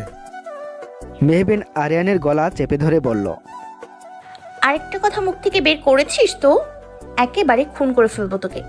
হব্বি না বেটা, একটা আস্ত খবিস। জানিস সারা দিন শুধু স্টুপিড বলতে থাকে। এই লোকটার সাথে থাকা যায় নাকি? আমি একদম কনফার্ম করে বলতে পারি, এই লোকটার বউ যে হবে তার জীবন একদম টানা টানা হয়ে যাবে। কে জানে কে সে অভাগী। আরিয়ান মেহবিনের কথায় মুচকি হেসে বলল, হয়তো তুই সে অভাগী। আরিয়ানের কথাতে মেহবিন তার দিকে চোখ গরম করে তাকালে আরিয়ান আমতামতা করে বলে, মানে আমি বলতে চাইছি যে ভাগ্যের খেলা কে বলতে পারে বল? ভাইয়াকে না করলে কিন্তু তুই কি ভবিষ্যতে অন্য কাউকে বিয়ে করবি না? মানুষ ভুল একবারই করে, কাউকে গভীরভাবে নিজের অন্তর দিয়ে ভালোবাসো আরেকটি ভুল। আমি এই ভুল বারবার করতে চাই না। মেহবিন কথাটি বলে জানালা ঘেঁষে দাঁড়ায়। আর কাউকে ভালোবাসার সাধ্য তার নেই। একবার তার সন্তানটা পৃথিবীতে চলে এলেই মেহবিন ও অব্রের ডিভোর্স পুরোপুরি হয়ে যাবে। একেবারের জন্য অব্রের থেকে সে পুরোপুরি বিচ্ছিন্ন হয়ে যাবে। অব্রের কোনো ছায়া সে তার এবং তার সন্তানের জীবনে পড়তে দিবে না। সকালের কথা মনে পড়তেই মেহবিনের চোখ দুটো ভরে আসে। সে যতই চাক শক্ত হতে অব্র সামনে এলে সে ঠিকই ভেঙে পড়ে। মায়ের সাথে আজ অব্র যা যা করছে তা তো একদিন অব্রও করতো মেহবিনের সাথে। সবকিছুই অভিনয়। কাঁধে কারো স্পর্শ পেতেই মেহবিন নিজের চোখের জলটুকু মুছে দেখে আরিয়ান বলল, আর যাই করিস মেহু, আমার থেকে নিজের কষ্ট লুকানোর চেষ্টা করিস না। আর কি বললি? ভালোবাসা ভুল? ভালোবাসার মতো সুন্দর অনুভূতি হয়তো আর কিছুই নেই। ভুল মানুষকে ভালোবাসা ভুল। দেখবি যখন তোর লাইফে তোর প্রিন্স চার্মিং চলে আসবে, মানে তোর সঠিক মানুষটা আসবে, ঠিক তখনই বুঝবি ভালোবাসাটা ঠিক কতটা সুন্দর।